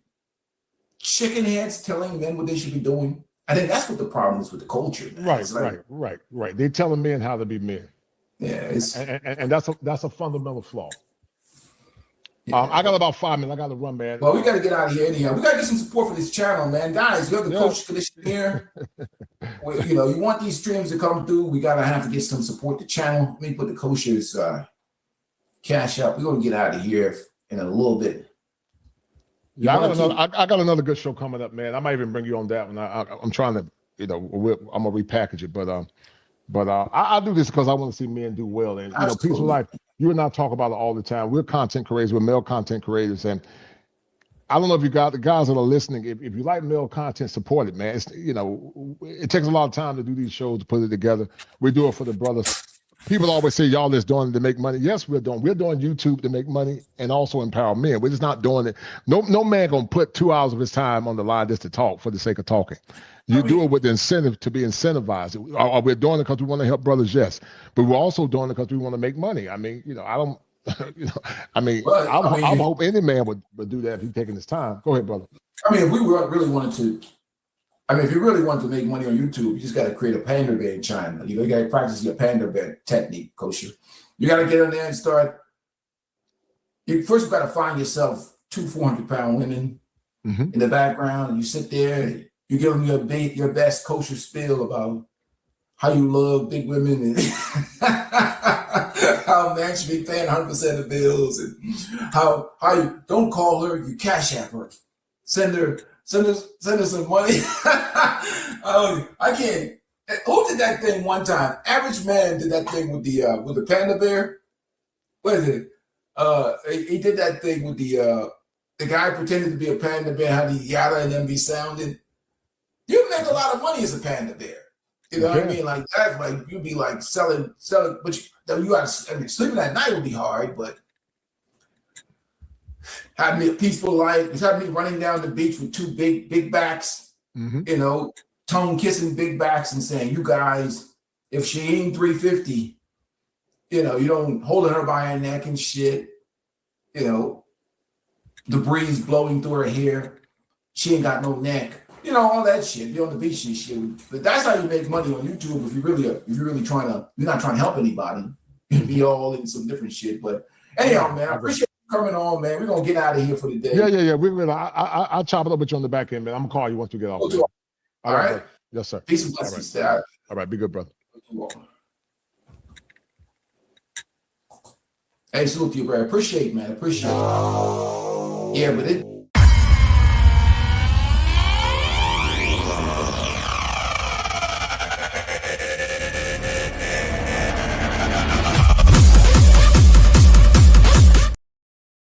Nigga ass, loser ass nigga. Your video with comments about a He's a certain loser. other female. Just to let you niggas know, we don't need y'all.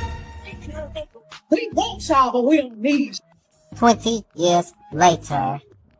Our black men, we want all y'all back. Because we love you, we see you, kings. And most importantly, we need you. And most importantly, we need you. And most importantly, we need you. You can't. If you a that's for the streets. You can't delete the ski. You can't delete. Hit that like button and share this stream if you're not a beta male.